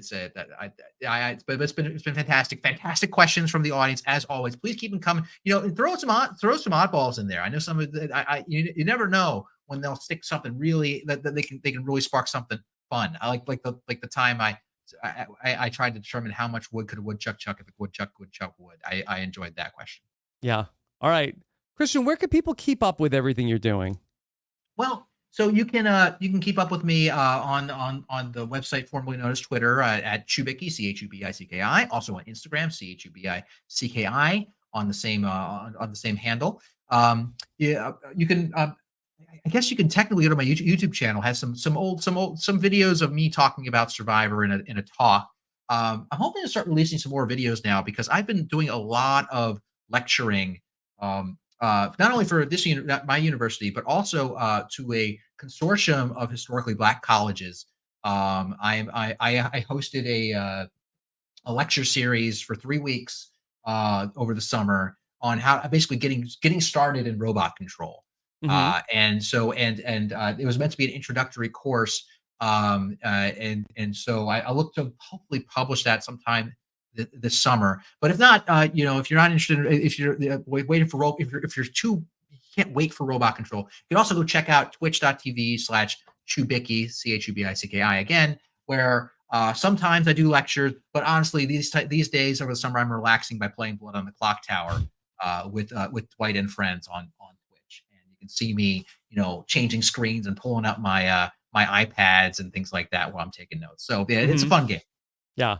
Okay. Well, I'm gonna dedicate myself to getting better at it because I feel like all my friends are playing it, and I'm gonna come around on it. Okay, cool. I mean, hopefully it sinks its teeth into you, because it definitely has for me. It's one of those games that once, like, I felt just such an addiction to once I got the taste for it. I see why it's so popular in spite of this relative youth. Okay. We love to hear from the listeners in the comments. Let us know what you thought about everything Dr. Hubicki had to say. And of course, we got a mole recap up for you today. Josh Wigler finally joined us to talk about the mole. We also had a Talking with T-Bird go up in the last 24 hours. We caught up with Aubrey Bracco on the latest Talking with T-Bird. So be on the lookout for that. And then I know one of my favorites, I believe one of your wonderful wife Emily's favorites, Claim to Fame, is coming back this week also. Great. You can tell me all about what's happening with Claim to Fame. Who's covering it? Me and Jenny are going to be back for talk about Claim to Fame later on this week. So the summer, it's not the summer, it's a Claim to Fame till the Jonas Bros are back. So be on the lookout for that. And so thank you so much for joining us. Take care, everybody. Have a good one. Bye.